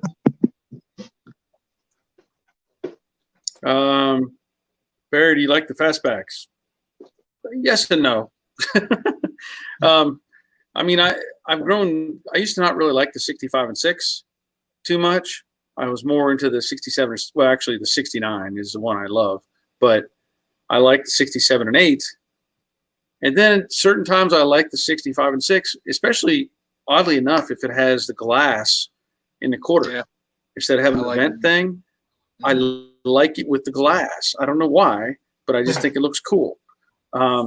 And I don't know if they ever did that with the 67 and 8. I don't think that was an option, but I liked it. Like I said, the early model with the glass in the side. But and then there's certain times that I just don't like them.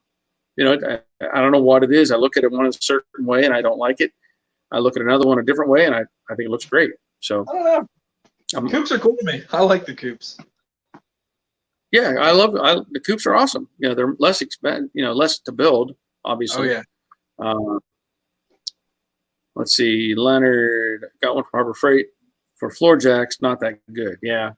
Yeah. Not the best. We weren't impressed with ours. We just used it for a utility thing. Let's see. So Emil says, so just a question. I decided to move both rear torque boxes, essentially moving the bolt hole on leaf spring forward. Would that lower the car if both sides match? It might. It would be nice if you knew which side was correct and you could work to that. So I don't know, I don't know if somebody has some measurements available somewhere that they can tell you from this point on the body to the center line of the spring would be this dimension, but if it's a ½ inch, it'll flatten the spring out just a little bit, maybe, but you also got the perch in the back that moves. So it may actually not do much because that perch will compensate to a certain point on the spring. So just keep that in mind too. Maybe that'll help with that situation. All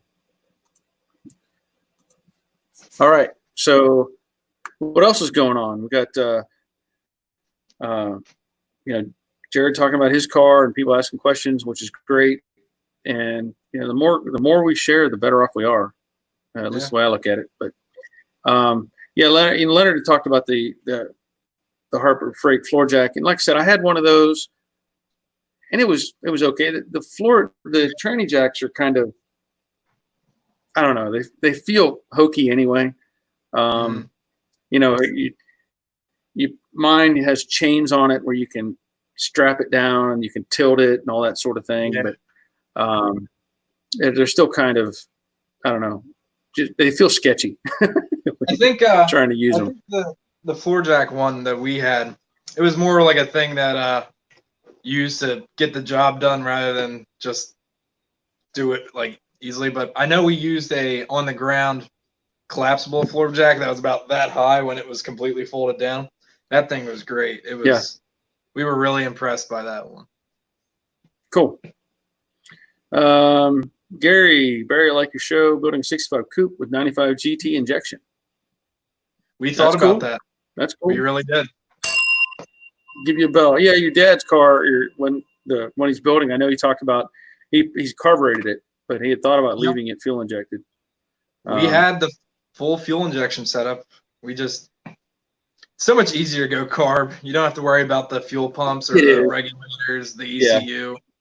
But I do have to say that the injection is, I mean, once it's right, it's right. And it's very convenient. Yeah. Hit the key, let it cycle, let it start.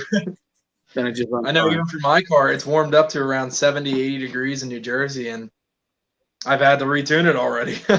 It was running a little crappy the other day. Oh, really? Never have to worry about that. So Bob is saying Concord Mustang has spec on net for release spring dimensions. Is it Concord or Concourse? I don't know if there's a specific name, so maybe that'll help out with Emil, that he can look up that that company or that website and see if that'll give you some information to help you with that. Okay, so yeah, you don't have. He's saying both have been butchered. Yeah, well that's. So there you go. So Emil, check out what Bob says. The Concord, or I don't know if it's Concord or Concourse, but check them out and see if that can give you some information there. Yeah. So okay, Leonard says he'll see Brendan Saturday. I guess I didn't miss. Maybe Brendan had to go. I didn't see him. I know he was on his lunch break. It's probably Joseph, how much time is left? I'll get on. Yeah, if you want to get on, Joseph. Sure. Send me an email. Let me see if it's. If you want, yeah, send me an email. Oh wait a minute. Hold on a second.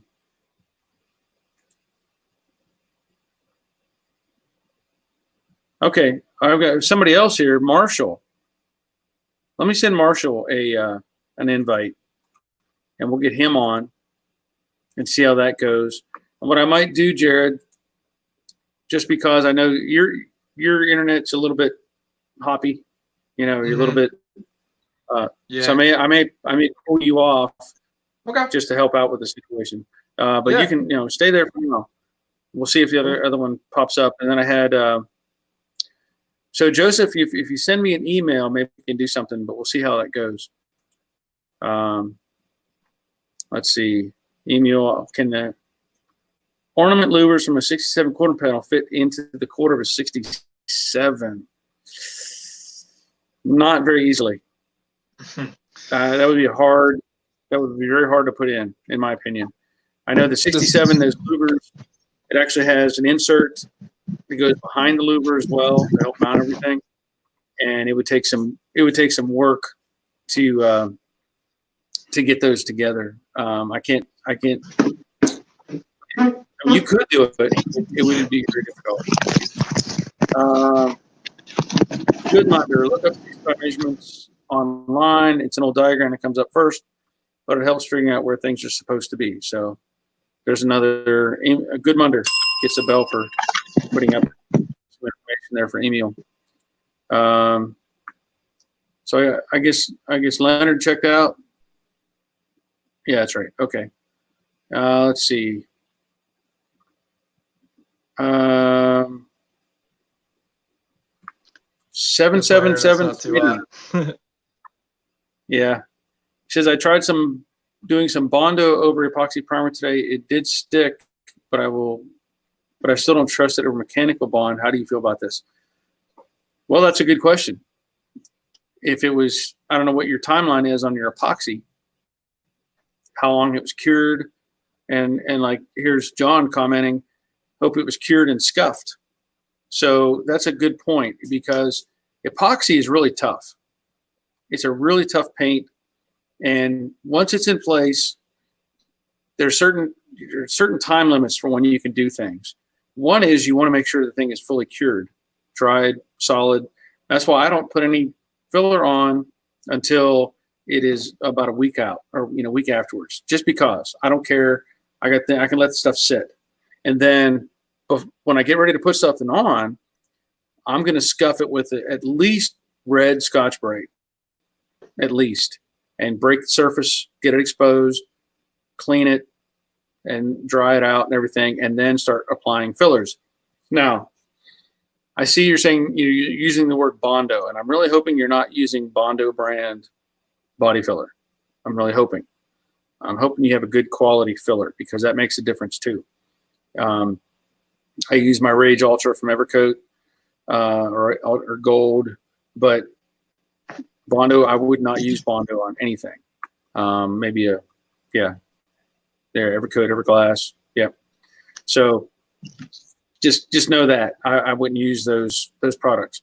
But if you scuffed it and it's on there, you're probably okay. But I can't say for sure because I don't have the full parameter. Reese, is there a schedule for when these streams happen? I've been doing them every Monday night at 7. And then I've been doing a Wednesday afternoon at 3 p.m. for people in Europe, so that they can get involved and get on the stream as well. So hope to catch you on one of those. Let's see, Jared, I'm gonna pull you off. Okay. I have Marshall coming on, so yeah. I'm glad you're here. Nice to have you. Nice to see your work you've done. So looking forward to updates as well. So sure will.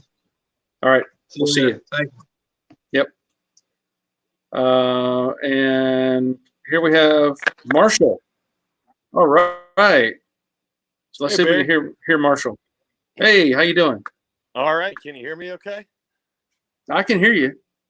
Okay. Looks like you're out in the garage.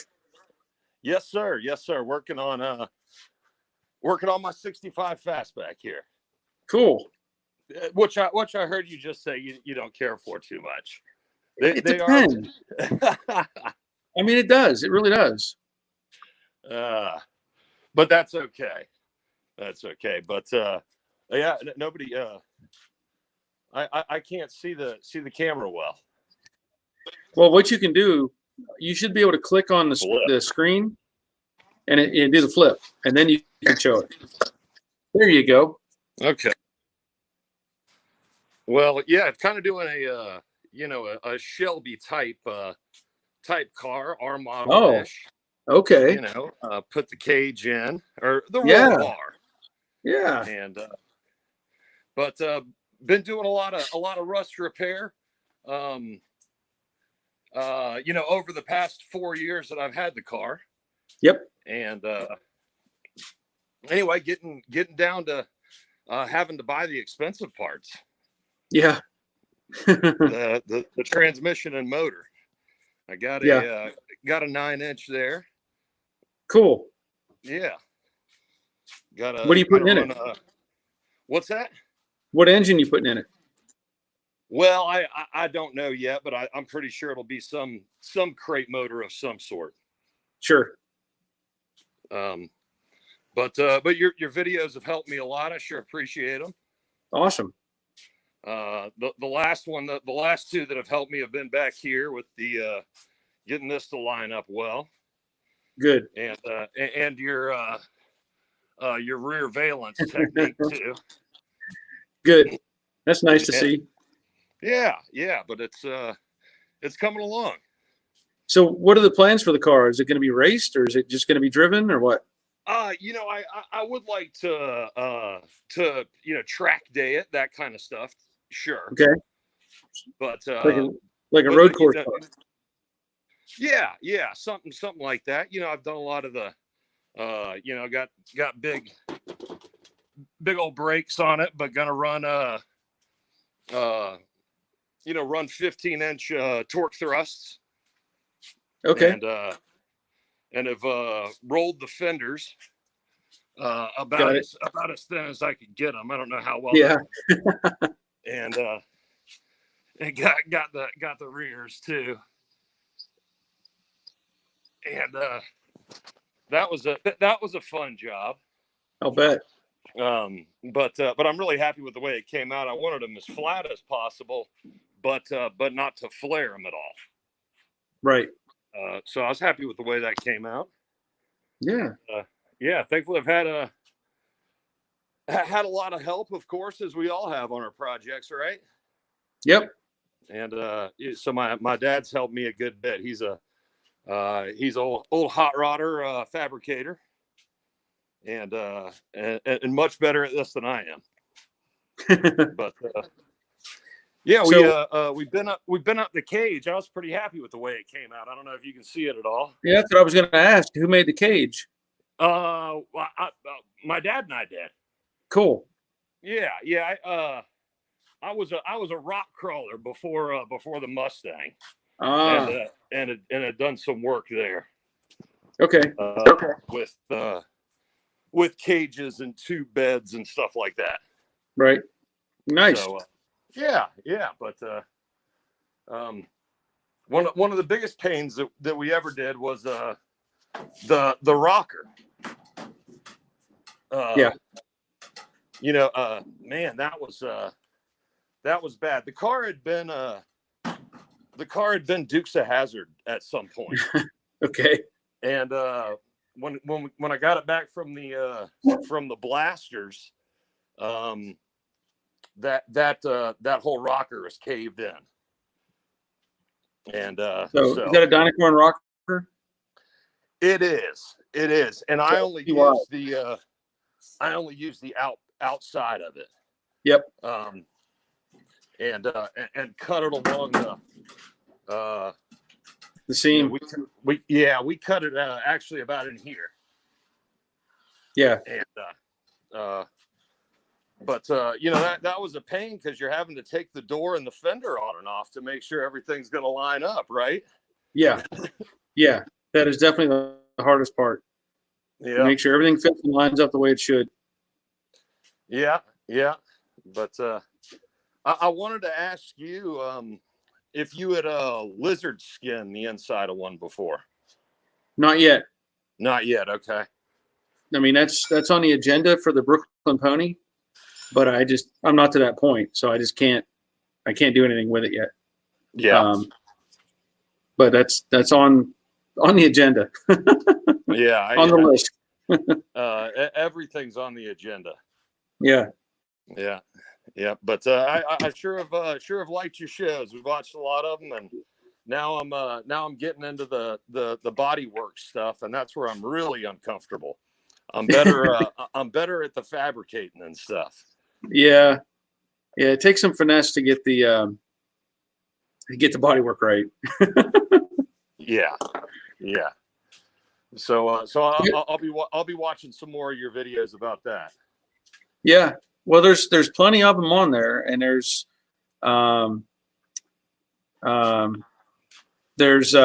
some specific to doing body work, block sanding and all that sort of thing. Yes, I've seen them all, I'm sure. Cool. Good. Yeah. I'm glad. Yeah. But I was thinking one of your other viewers the other night was talking about the fiberglass hoods. Yep. I think and I got that one from Branda, and it fits pretty darn well. Company was called Branda. Yeah, Tony D. Branda, I think. Okay. They're a Shelby kind of company that have been around for a long time. Have not heard of them. I'll have to write that. Make a note of that. Branda, yes. Okay. And their front valance actually fits really well too. I was pleasantly surprised with that. Yeah, I like those, the way that looks. That's a cool thing about those, having that center cutout. I've always liked that. Yeah, I'm going with the bumper on it though. Okay. Gonna keep the bumpers, but it's you could run it without them and save more weight, right? Sure. But it looks good. But yeah, we've watched a lot of your videos and sure have enjoyed them. Cool. It helped a lot. While we're doing this, I have somebody asking a question I want to answer. Jam Leak, I don't know. He's got a bunch of letters here. It says, do you recommend starting with the inside panels and working out? Example, floor pans, mini tubs, and quarters. The answer is yes. Yes. I always start from the inside out and from the bottom up. So, and if it deals with, floor pans, you might have to go far as to, go to floor supports and those sort of things. But there's no sense at all in starting on the outside of the car and working in. You got to start from the inside and work out. That's the only way you can do these things. So let's see. I'm trying to get some more. I've got some other people. Oh, well, good. Well, I'll let you run then, Barry. Okay. Yeah, I've got somebody else that wants to get on, so I may send them a link. Okay. And okay. But I'm glad you were here. I mean, it's nice to have different people on the stream. And I was just curious, where are you from? Where are you living? Woodstock, Georgia. Oh. Yep. Well, you're in my backyard. Yeah, pretty much, right? Yeah. Yeah. Well, maybe I'll send you an email with my contact info or something. Yeah, maybe I'll have to do a drive-by. That'd be way cool. Okay. We'll see. It might happen. All right, man. Sounds good. All right. Keep making the great videos. Keep up the good work. Right. Thanks for having me. Yeah, glad you're here. We'll see you. Okay.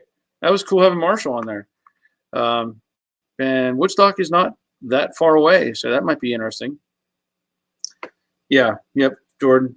Live streams on Mondays at 7, 3 p.m. on Wednesday. Exactly. Okay, Joseph, I sent you a request so you can get on. Lincoln is 65 in pallets today in your car. It is not.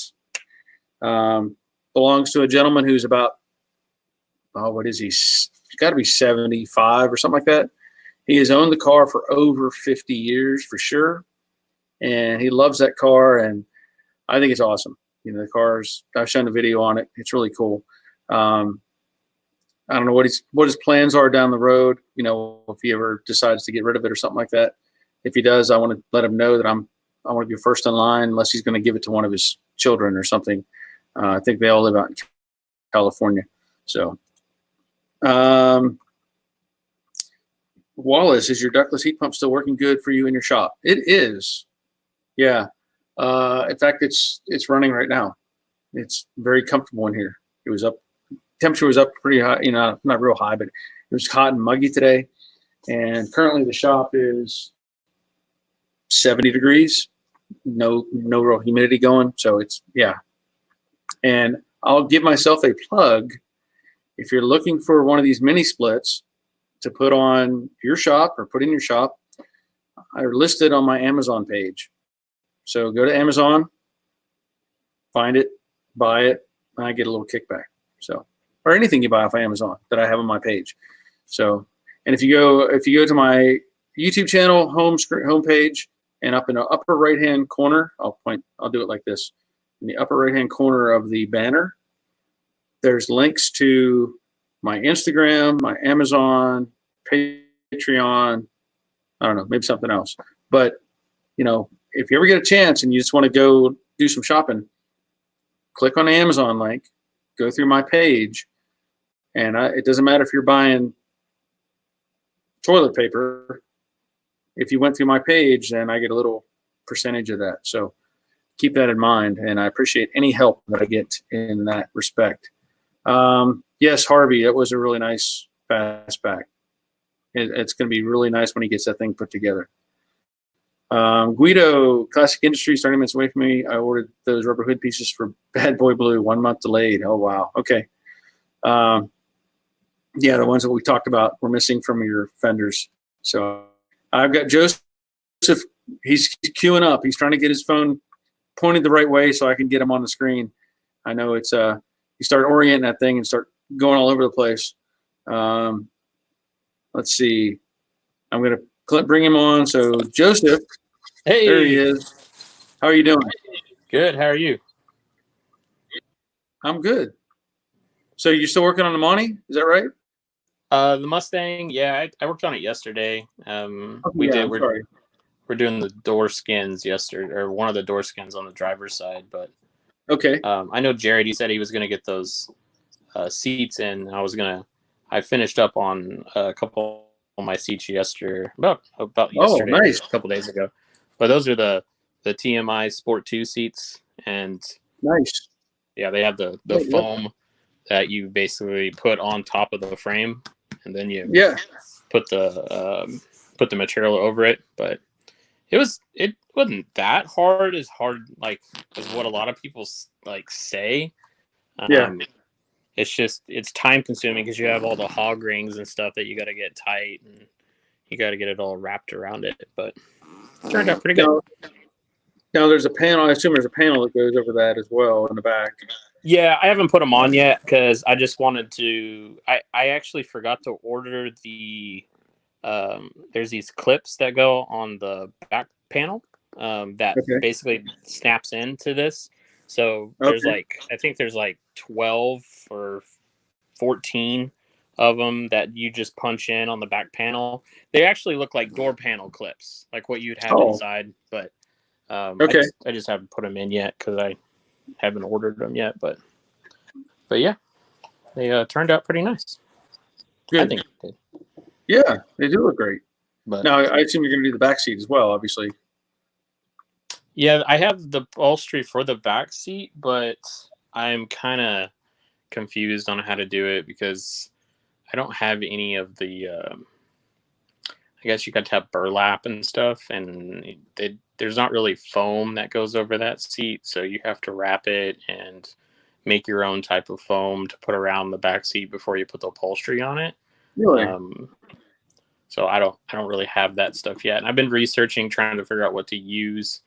And I've seen a couple videos online, but I haven't really decided which way I want to go with it yet. But yeah. Okay. But yeah, this is my room with all my parts, my spare parts.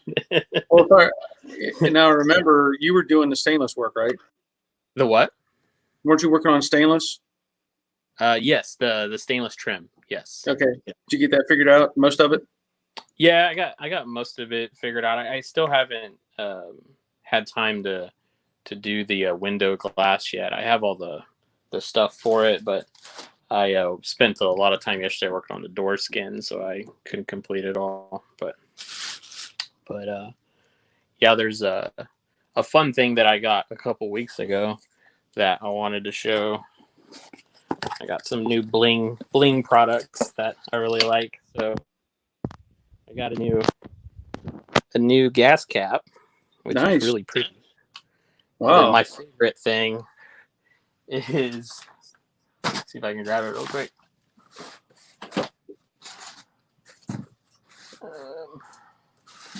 I'm going to pop up a question while you're digging. Okay. Hold on a second. Gene is asking about thoughts on the firewall jute insulation. I think I want to remove it and fill the holes in the firewall and use an aftermarket product of some kind. I don't really have any thoughts, specifically about the jute. I know that, obviously it's there for heat and try to keep the interior cooled down as much as it can. You could fill the holes, but you're going to have to put something in there. You're going to have to put some sort of insulation because you'll get a lot of heat coming through that firewall. So it's your option on that, but just know you will get heat. So whether you put in the tape or foil tape or layers of that stuff, to try to help defeat it.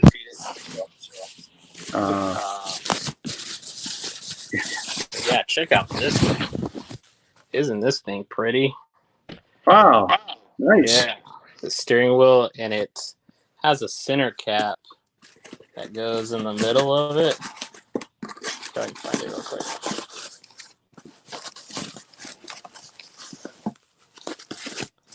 Jam, I'm gonna say MIG. If MIG or TIG, just because I'm really comfortable with MIG. If you haven't seen, I tried to do some TIG welding on the Jade Mustang, and that went really bad. So I just go to MIG. It's much faster and easier to work with. Let's see. Oh, what do you got? Oh, Yeah. So it matches the gas cap. So that's pretty cool. Now, who did you get Yeah. that through? So I got this through Summit, but it's through a company called GT Performance that makes the steering wheel, and it looks to be made really nice. I mean, it's got a really nice finish to it, but it also too steering wheel seems really well stitched, and it just looks really cool. But No, is it leather? yes, it is leather.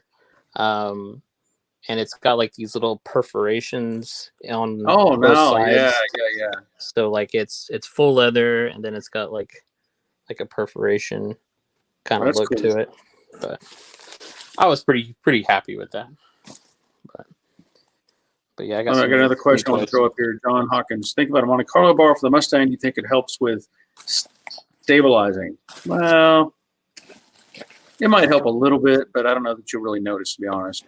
I mean, it's going to help stiffen things up, but depending on how you're driving it, you may not notice it. But a lot of people like to use them, and I don't blame them. It helps tighten things up. So kind of your option, but I'm not against them at all. I think, great thing to use, but I don't know. Like, again, I don't know you'll feel that much of a difference. Harvey says your seats look great. Have you ever done seats before? I've done seats on other vehicles, Okay. not Mustang seats.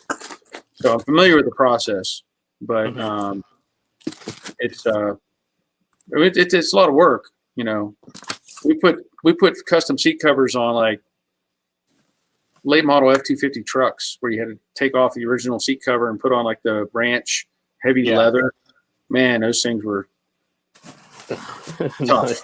I would venture the TMI looks like it probably easier to handle than the leather type stuff that is on a modern car. It's really tough stuff to pull. So yeah, I had to watch a couple videos and figure out exactly the way they were pulling at the corners and like which part of the foam you're supposed to hog ring to first to pull it around. That was probably the hardest part to figure out. Yeah, John says set them out in the sun, let them relax. Yeah, the heat will help with the material as well. Yeah, I didn't do that. Yeah, I did not do that when I was doing those, so it probably would have helped to known that like a couple weeks ago. But well, you could probably still do it, and it may help them even a little bit. Yeah, it might just let them get like some of the top wrinkles. Let them get hot and smooth out a little bit. Yeah, Billy, those seats do look great. I've got another question I'm going to throw up here. So it says from Doug, really like your channel. I have 4 64.5 Mustangs, 3 coupes, 1 convertible, and 1 65 fastback. 1 coupe is complete, and the convertible is the current project. Well, that's cool. That's a lot of work. You have something to keep you busy for the rest of your life. You know for that. Yeah, we had a question Harvey's asking, and I know you answered already, but it says, where's the wheel from? So you might want to repeat that again. It's GT Performance. Their website is just www.gtperformance.net. And they sell it on Summit. So Summit is actually a dealer of them. Okay. But they make a bunch of different steering wheels, I think, for a bunch of different companies, kind of like Grant and all those companies. But yeah. All right. So Jane, I don't know what all the, there's a bunch of words there. Jam, leak, and I don't know. Sometimes I see people have crazy names and stuff. And I want to use the right name if I can, but I don't know if just Jam. But happy to answer your questions. Glad you were here, and check back again. We'll be doing this again next week. Yeah, Robert Adams, good steering wheel, good looking steering wheel. Reminds me, I don't have one. More stuff on the list. Yeah, I'm the same way. I've got the original in the Jade Mustang. I've got the original '68 Mustang, steering wheel, and I hate it. Yeah. I hate those steering wheels because they have that big center horn button thing, which is supposed to be an impact thing. Like if you were getting a wreck, you bounce your face off of that. But they're ugly. I hate it. I'm gonna have to get something different because I can't live with that. Yeah, Jam is saying maybe I could show you my project after I get the wife's kitchen remodeled. Yeah, I understand that. And then, oh, okay. So Gene is leaving us. Have a good night. And Jam is saying that it's his kid's abbreviation. So James. So Jam is James. Okay. I'll try to remember that. Sometimes I forget. And Doug says he will make a viewer's project when he gets back to Fort Worth. Cool. That'll be great. So what's next on your list there, Joseph? What's your next step? Well, next step is kind of going back to work this week. So last week I only worked like one day. This week I got to go back in a couple days, but after I get back and do the door skin, I'm probably going to start doing the epoxy primer, which is actually kind of funny you say that because me and you are kind of right at that exact stage in our process of trying to get some type of seal or epoxy on our cars. So I'll be very interested to watch that video that you do to see what I need to do step by step to try to get that process. My biggest thing that I am confused on is the masking steps on like what to mask, what the lines are. That's what I've been like researching photos, trying to figure out where all the masking lines are supposed to be.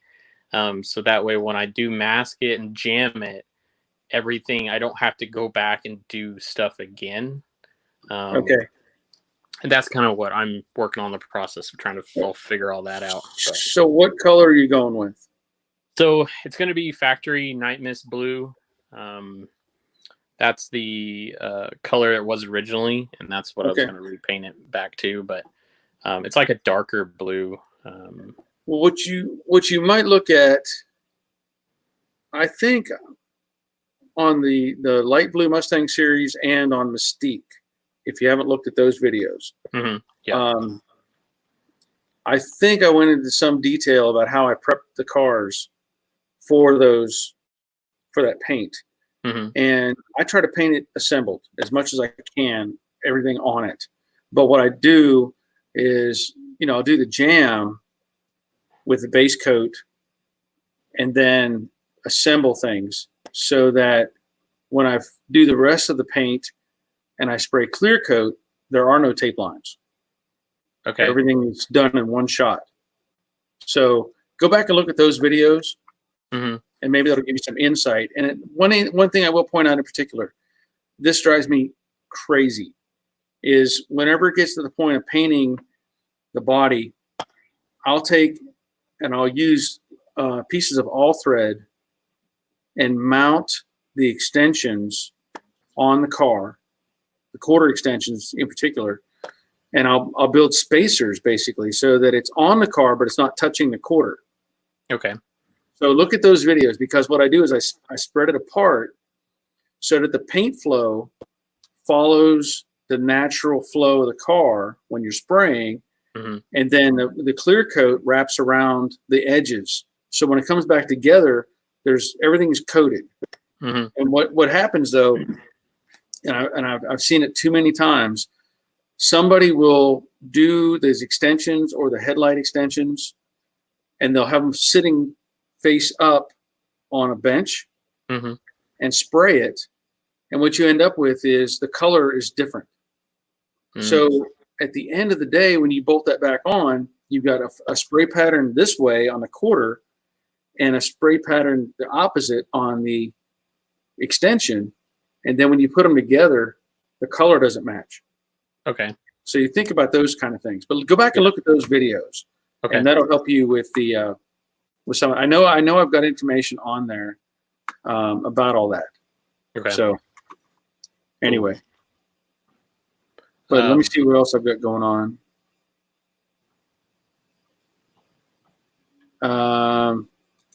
And I'm not to interrupt you or anything. I'm just trying to get some you're fine. questions answered. It says Billy says he wanted a new steering wheel for his California Special, but as it is going back original, I'm stuck with the cracked wheel for now. And there's ways to fix that. There are companies that sell product where you can fix those wheels or send them off to get them fixed. But I'm just not a fan of those type of wheels. But yeah, anyway, Joseph, I'll be getting more done on the Jade Mustang and getting it in epoxy. So maybe that'll help answer some of the questions. Because even, and I know, I guess I really don't show much of that, but when I try to tape up a door opening or something, there's a technique to it. It's not just, and a lot of it deals with back taping rather than front taping. Mm-hmm. So it just takes a little thinking as to how you would. Yeah. When you tape, do you tape it and then leave the tape in masking, or do you epoxy or tape it up, epoxy it, then do you undo your masking and do your body work, or do you leave it all on there and then spray the car with it all on there? It depends on what it needs. So like, I'll put the car in epoxy, and the tape, like the last time I did epoxy the roof on a car, mm-hmm. the windshield is still taped up from that time, but it's not going to matter. But if I'm doing body work, it'll help keep the dust out of the car, right? Okay. Yeah. And then when I'm getting ready to spray high build, I may retape everything. Okay. Because you don't want dust coming off of the paper and blowing into your materials. Mm-hmm. So I may do it that way, where I redo it and spray it and leave that taped up while I'm doing, I may have to add body filler. I may have to do some more work and just leave it there, keep the dust out. But when you get ready to spray it again, take all that stuff off and redo it. So okay. Cool. Paper's cheap. Okay. Yeah. Yeah. Yeah. All right. So I got some other questions. I don't know if you want to stay on or not. You can. It's up to you. Yeah, I'll leave you. My wife's making some banana bread, so I'm gonna go eat that. Well, I can send you an address. You can mail me some. Okay. Yeah. All right. I love banana bread. I do too. That's why I want to go try some of this banana. But you got to coat it with butter. You got to put real butter on it. Oh yeah. Okay. Yeah, I got real butter, so I haven't tried it like that, but I'll try it. Oh, butter on banana bread? Yeah, it's on point, huh? Yeah. Okay. All right. We'll see you later. Thanks for being here. All right. Bye. Bye. Okay, so Joseph got some cool stuff going on. Got that seat covers going and a cool steering wheel and gas cap. Man, I love that. That's nice to see. All right, so where are we at? Got Doug talking to Robert, and Robert talking to Doug, and that's cool. Where are we at? I'm trying to make sure I get all these questions. Yeah, thank you for Rick. Rick gave me a thumbs up. Thank you, Rick. Appreciate that. Yep. Thank you, John. Footage Factory, question. Well, did you watch the ads first, Footage Factory? I got to make sure you watched all the ads.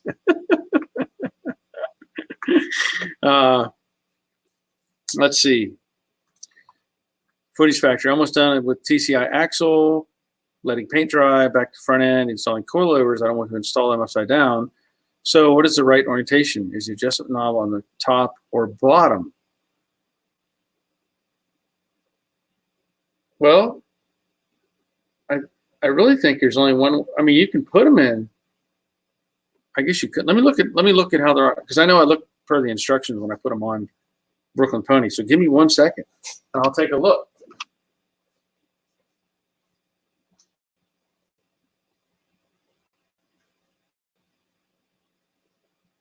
Yeah, you should have. Hold on.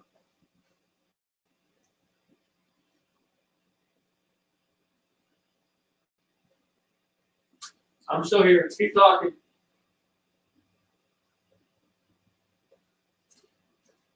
Pretty sure, per the way the instructions read, pretty sure I don't have the instructions in front of me, but the front ones, it appears the adjustment knob or the body, the main body of the coilover is at the top. So the center section is at the bottom, mounted to the lower control arm. But in the rear, they're opposite.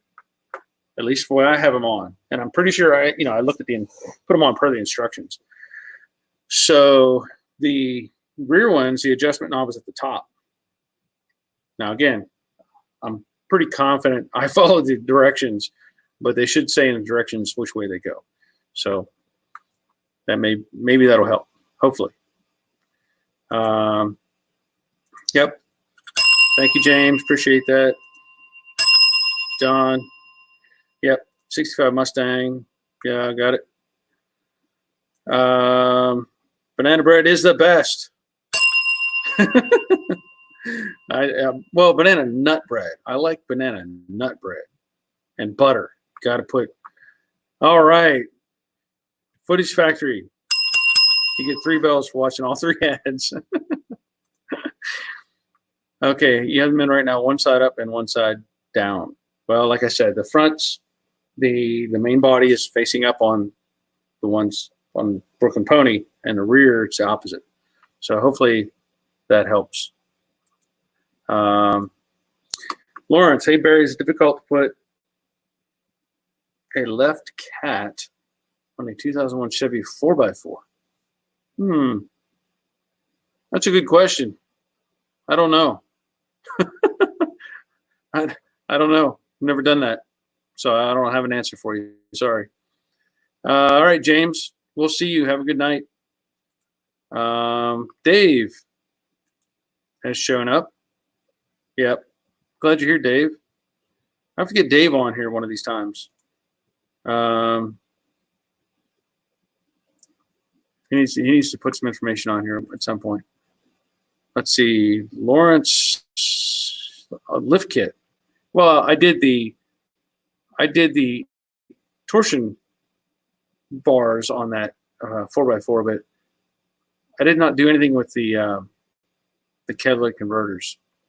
So, I mean, I've worked on those trucks, but I have not done the cats. So, okay, so you're saying the instructions don't do a good job of saying orientation. Well, yeah, I have, and I probably have I know I have the instructions sitting here, but I know I've put them on according to the instructions.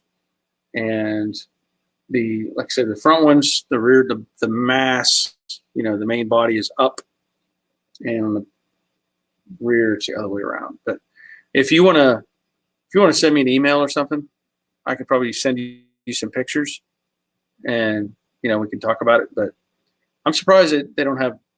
I know the instructions say which way they go, but I don't have it in front of me. So sorry.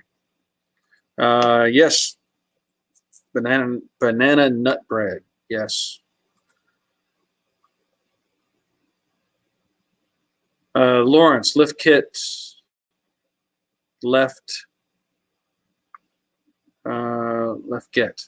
I'm not sure what you're asking, Lawrence. Left cat. Yeah, I don't think I've not messed with that, but yeah, Dave. You could still be on the chat.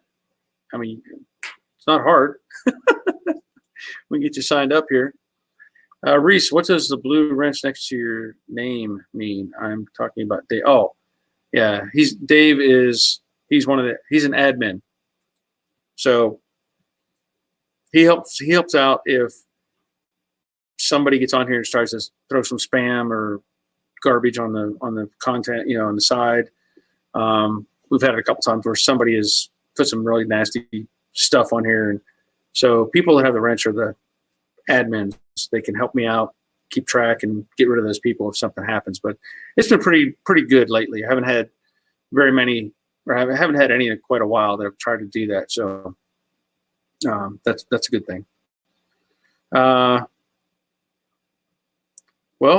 Footage Factory, you can get on the chat. You got to send me an email. And we can go from there. JoeDaddy'sGarage@gmail.com, and I'll send you a link. Let me see. Jorge Lopez from New Jersey. Glad you're here. Lawrence, no cat. I want to do new torsion hammers. You're losing me there, Lawrence. I know I did that work on that truck, but I'm confused by what you're saying about the catalytic converters. I'm not sure with that.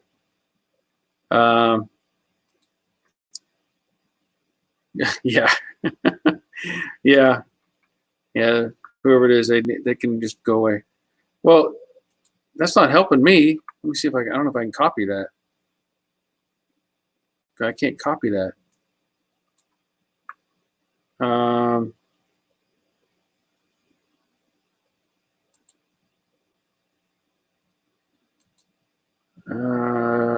Okay, I'm not sure what Lawrence is going for. Let me see if I can do something with that. See, it's easier if you send me the email, because then I can just respond to it. When I try to do it, I have to write an email. Then I have to try to remember what you've. It's JoeDaddy'sGarage@gmail.com. But I can't.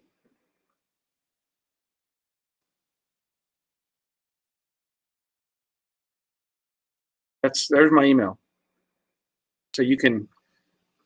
I don't know if you can copy that or not, but I was trying. It just makes it easier, because it's hard for me to. I mean, I could try to do it. But, anyway, so yeah, it's 3 minutes. 3 minutes. Dougie Fresh, you're on. Wait a minute. What? New Maverick. It's one ugly truck. What? They're making a new Maverick?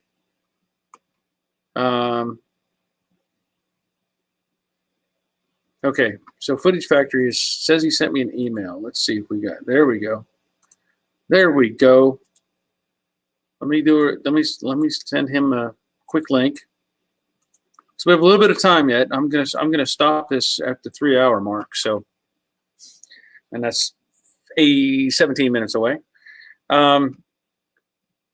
Maverick, ugly truck. What are you talking about? I have not seen that. I didn't even know they were trying to bring the Maverick name back. And it's a truck? That doesn't sound nice at all. Okay.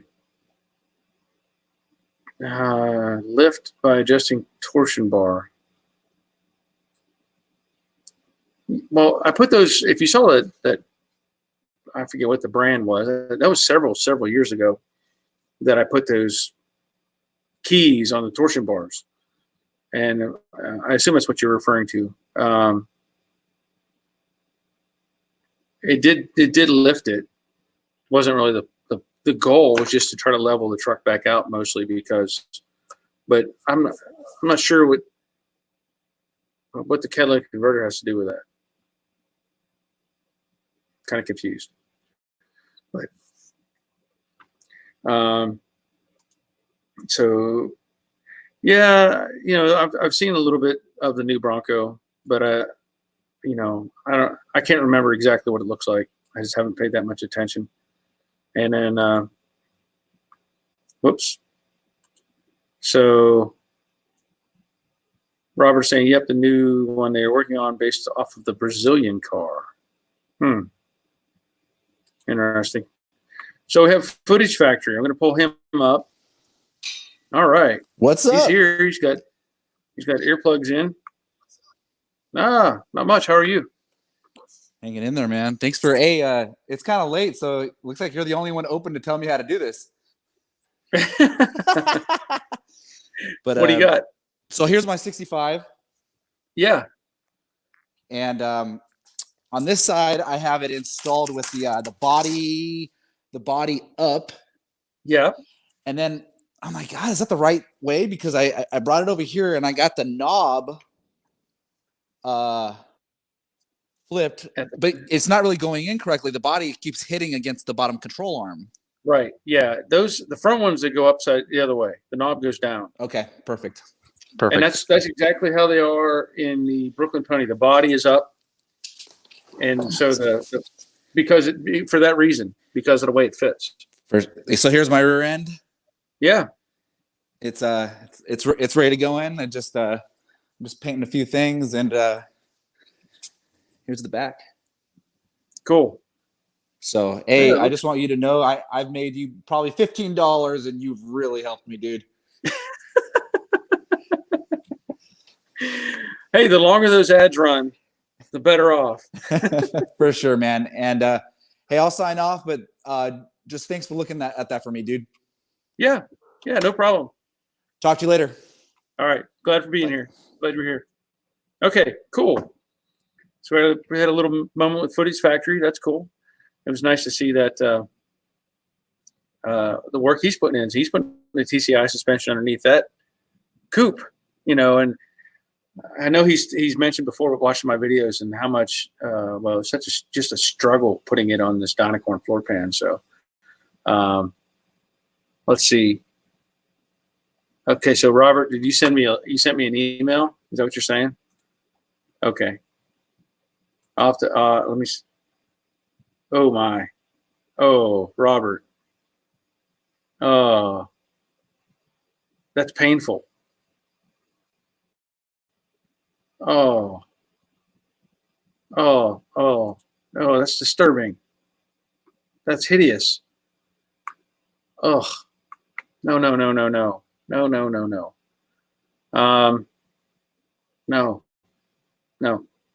Let's see, John, working on a 60 Camaro. How can I live chat? How can I live chat? Well, you gotta send me an email. It's up here at the top, Joe Daddy's Garage. It's a few links up. Well, there it is. I'll just post it. There you go. JoeDaddy'sGarage@gmail.com. So send me an email, and then I will send you an invite, and then you can be right there.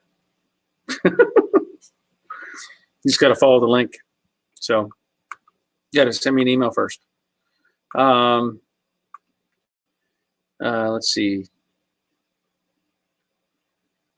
Yeah, Lawrence, maybe you should send me an email for what you're really trying to ask, because it's kind of confusing to try to get snippets of information, because I know you're asking me about a catalytic converter, but I'm confused by that because that video was about doing the torsion bar keys, and I don't remember.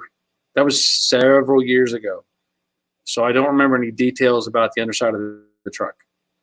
I don't remember. So I know normally there's a Y pipe and there's a dual cats on that thing. So they have a left and right cat come down, and then it comes over. But I don't remember. I don't remember the details. Sorry. So I'm going to wait for John Hawkins. If he sends me an email, then yeah, Robert. Oh, Robert, why would they do that? Who's going to buy that? Ugh. That's just no. That's hideous. Yeah, it's not even. I don't even know if I'd go that far. It looks more like a Kia, like an old Kia, like a 2007, like my daughter. The front end looks like a Kia Sportage, and then just attached a bed to. No, that's just not good at all. Not good. All right, we have 43 viewers still on here. And I'm waiting to see if I get an email from, who was it? John, if he wants to get on. So we have Darlene on tonight. she was showing me some pictures earlier of her project Mustang, and it's got got screws holding the quarter panel together, and I don't know if it looked like some weld, but it looked like it was maybe some braze going on the quarter, and I was trying to help her out with it, and I was asking her if it was, the rest of the quarter was good or not, and I wanted to actually bring this up because you were asking about doing the repair work on it. If you're doing the patch panel, just know that the patch they make for that's in the lower quarter is garbage. And I would recommend you get the 80% skin if you're going to do that patch and cut it off like I did on the Mystique Mustang. So go back and look at that video so you get some idea of what I'm talking about with the with that patch. She says need to do something like a TCI suspension, but I will be putting in a Dynacorn pan, so I'm looking for other options for that. Okay, so I understand what you're saying. TCI style suspension. There's a lot of variables out there. There's Fat Man Fabrications. There's of course TCI. And the thing is the TCI kind of overcomplicates things, in my opinion. I don't know if what you're planning on doing with the car, if you're just doing some fun driving with it or whatever, but look at some 4-link options.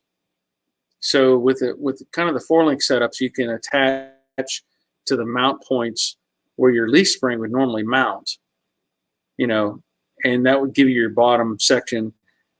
And then I forget where the top section, but they usually make like a piece that bolts in. I can't think of the name of the company, so maybe Robert or somebody has some information. But there is a big assembly that you bolt into the car rather than make all the extra pieces and parts like the TCI setup. And it's more of like I said, it bolts in, and then you can bolt the rear end housing into that. So do some research on it.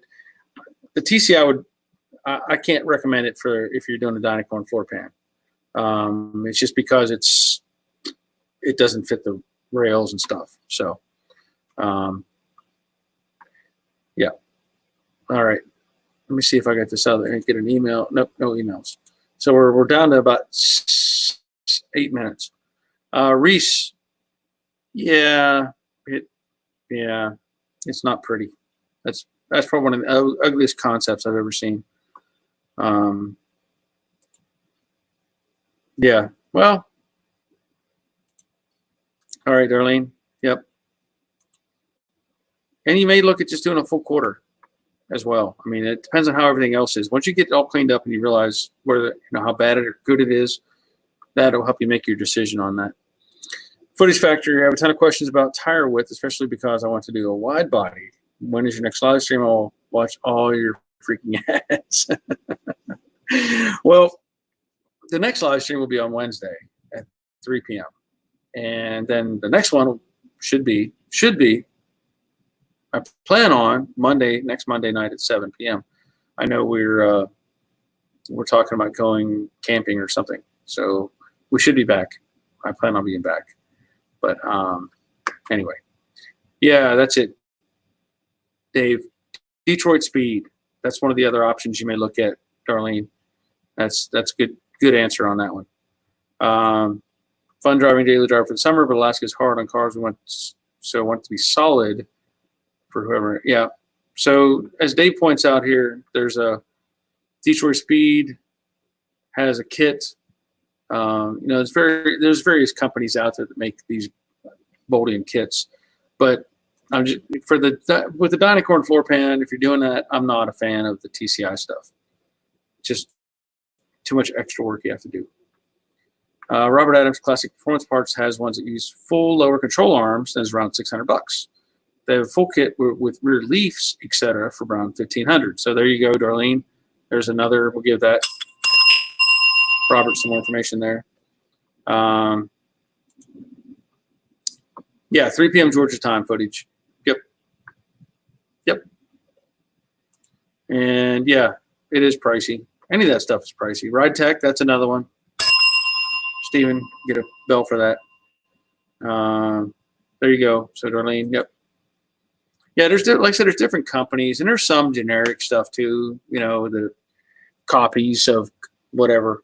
I can't point to one and say this is what you need. You know,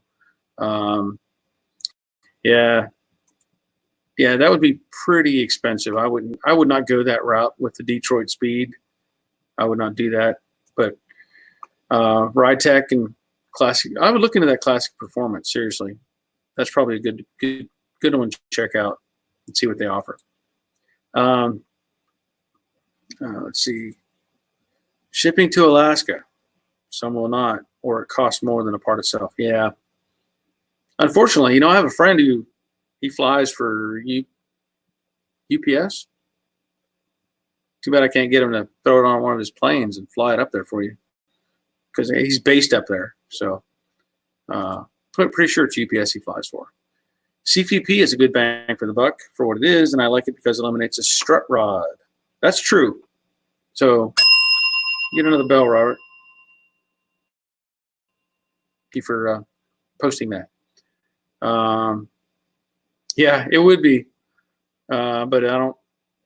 He used to live in Tennessee and take a jump flight up to Alaska to do his flight to wherever, China or Taiwan or whatever, to do shipping stuff.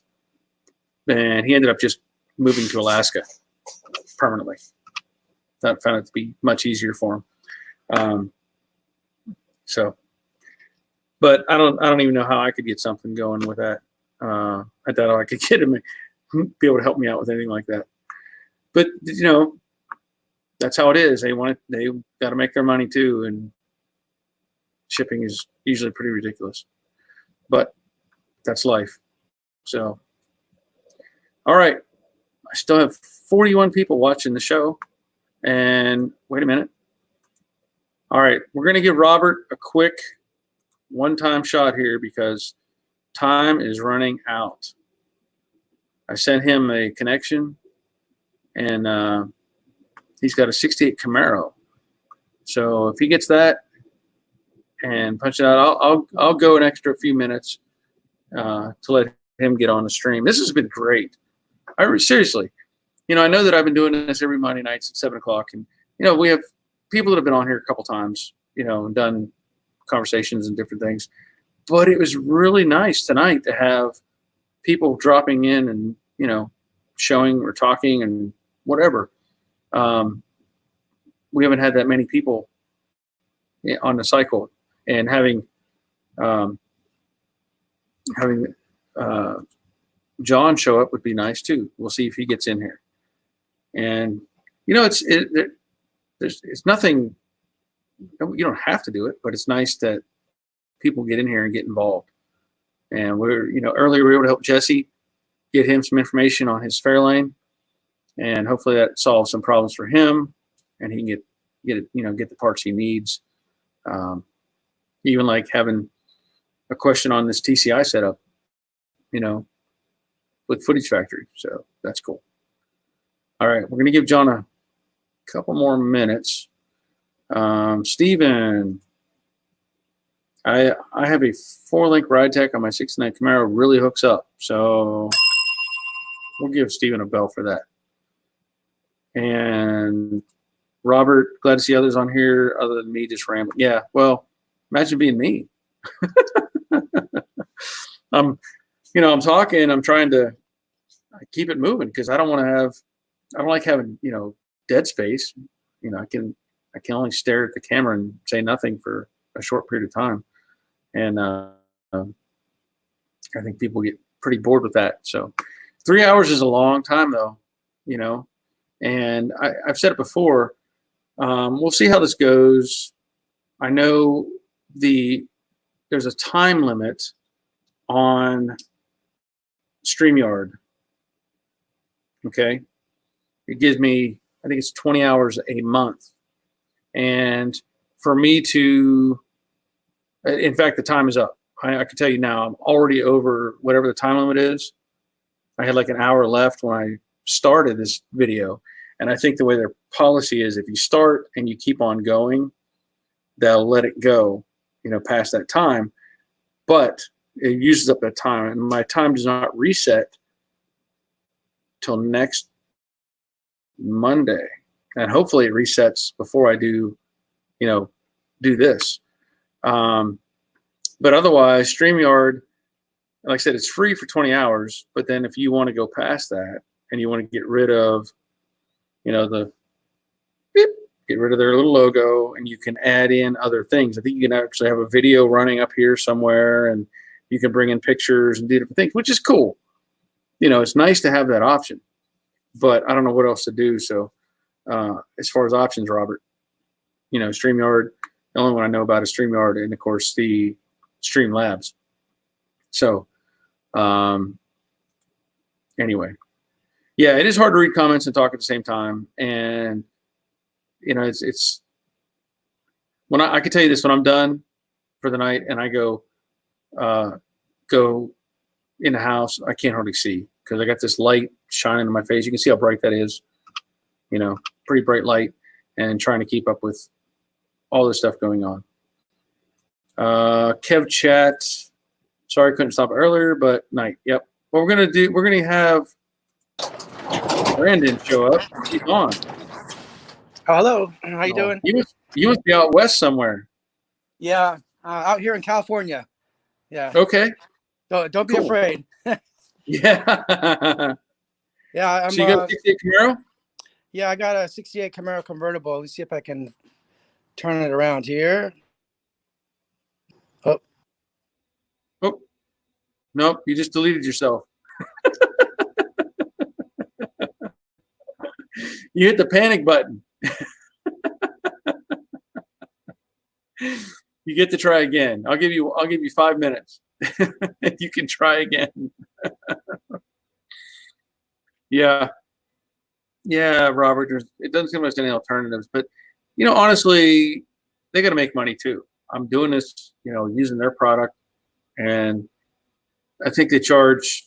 Well, they want you to do it yearly, which is $240 a year, and so I have to consider that. There we go. All right, here we go. He's back. All right. Okay. Now we got it. Yeah. So, yeah, it's a '68 Camaro convertible, and it's got a giant engine in here. I think it's a 454 bored Okay.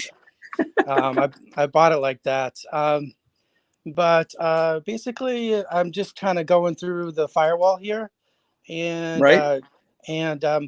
It was a Florida car, and it rusted out a little bit here, and they put some fiberglass down there, and then also on the other side, I don't know. Let's see if I can show you this. A little bit of fiberglass. Yeah. Rust there. Yep. And I'm looking down here. I don't know if Yep. you can see it.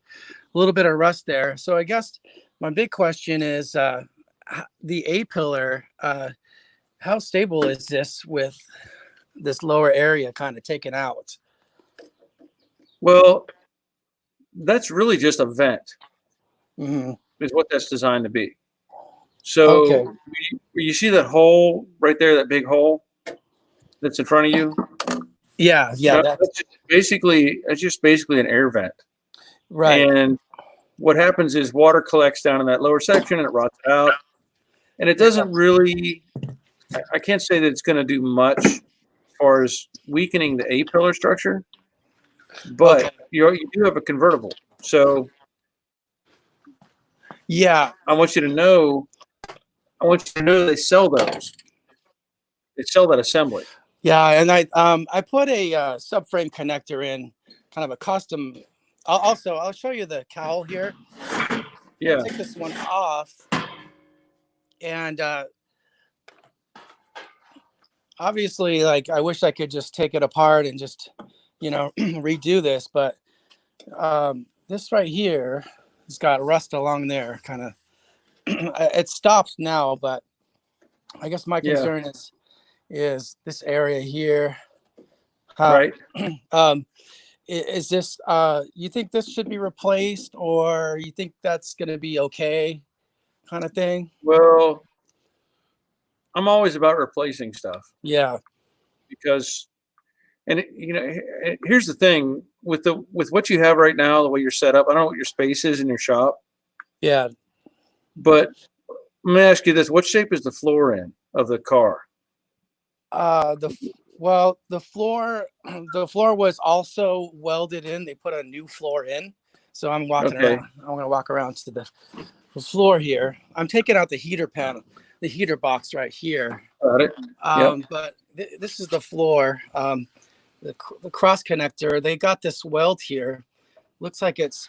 Let's see if I can. Looks like it's bubbled up. I mean, I don't know if it's a good weld.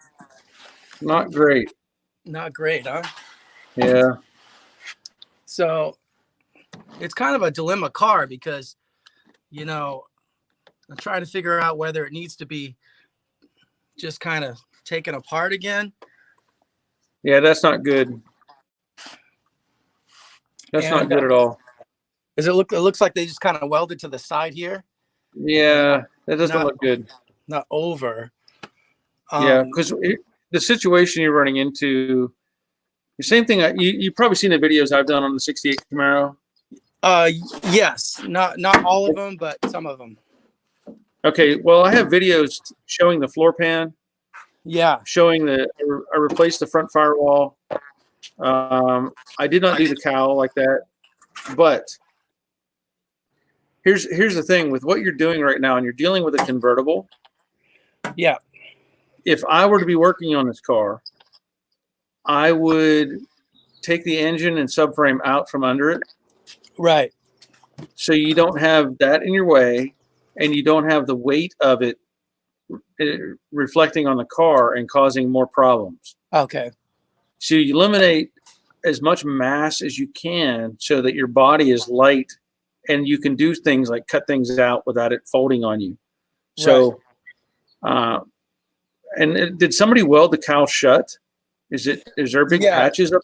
Yeah, it looks like because there was so much water that was, if you were to wash the car, the water would run off the windshield and it would go down to the cowl and actually go into the cab.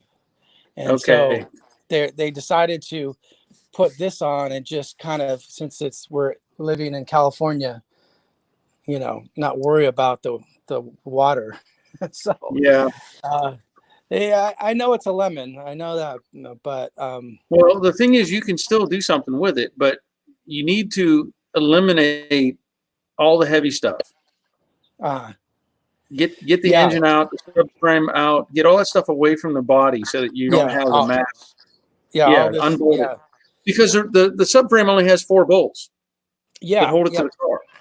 Yeah. So, because you really need to know what's holding it to the car, what's keeping it together, and so you get rid of all that stuff and start looking at it. So I understand where your approach was starting at the top, but you really need to make sure everything's right at the bottom first.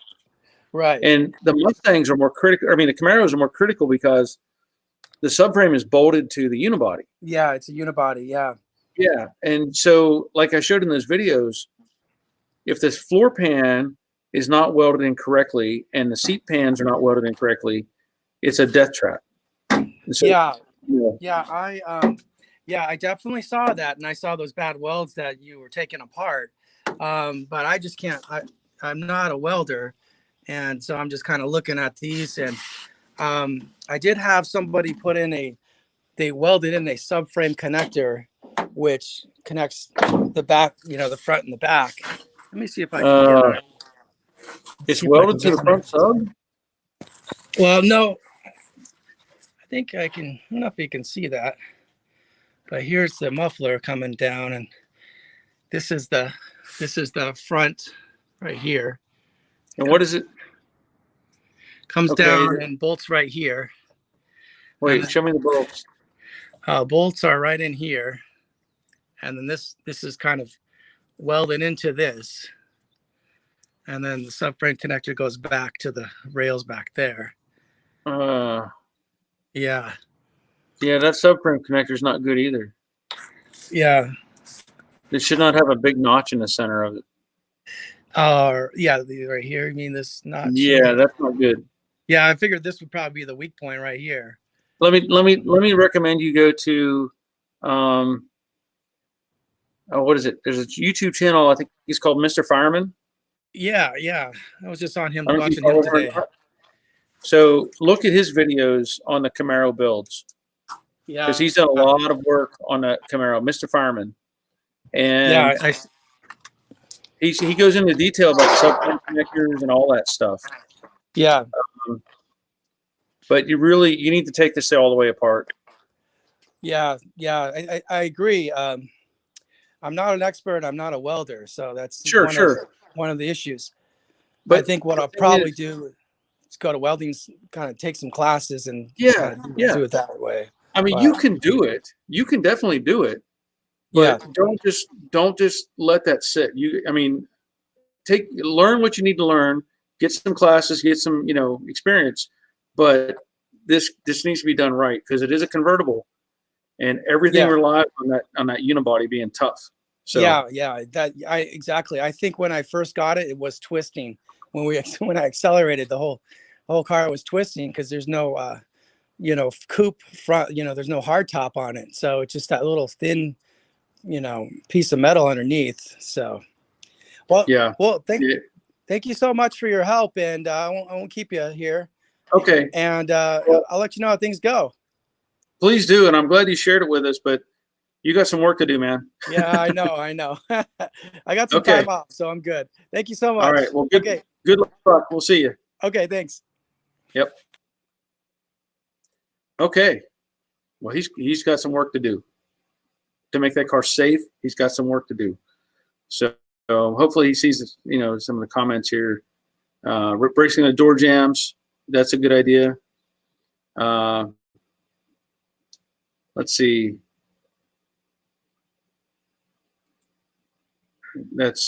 You got to find out what's behind the next piece. You can't just put a patch on top and say, oh, it's all good. So yeah, embrace the door jams. We talked about that earlier with that other convertible. Do what it takes to get all the rust and panel replacement done, or you will be sorry. Yes. Compressor was kicked on. Must be time to go. Give me a sec.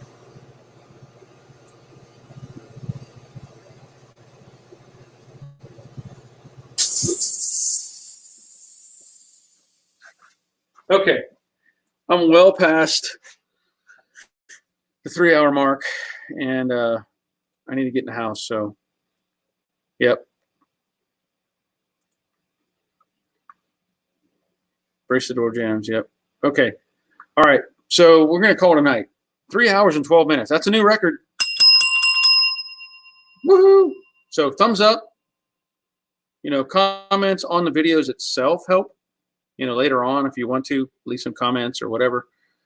It's been great having everybody on here. That's been really cool. And even these little segments, having somebody just show up and talk about their car is great. So he does have some work to do on that. So hopefully John can send me he maybe send some emails or something, I don't know, and we can keep up with it. But it can be an awesome car. 68 Mustang or Camaro convertible. That's a cool car. So all right. 35 guys left on here, or 35 viewers, I should say, not guys, 35 viewers. So thank you for being here. By all means, like I said, thumbs up, subscribe, whatever, the drill. Glad you're here, and I'll do another one on Wednesday at 3 p.m. For, like I said, a European crowd, and we'll go from there. So until next time, see ya.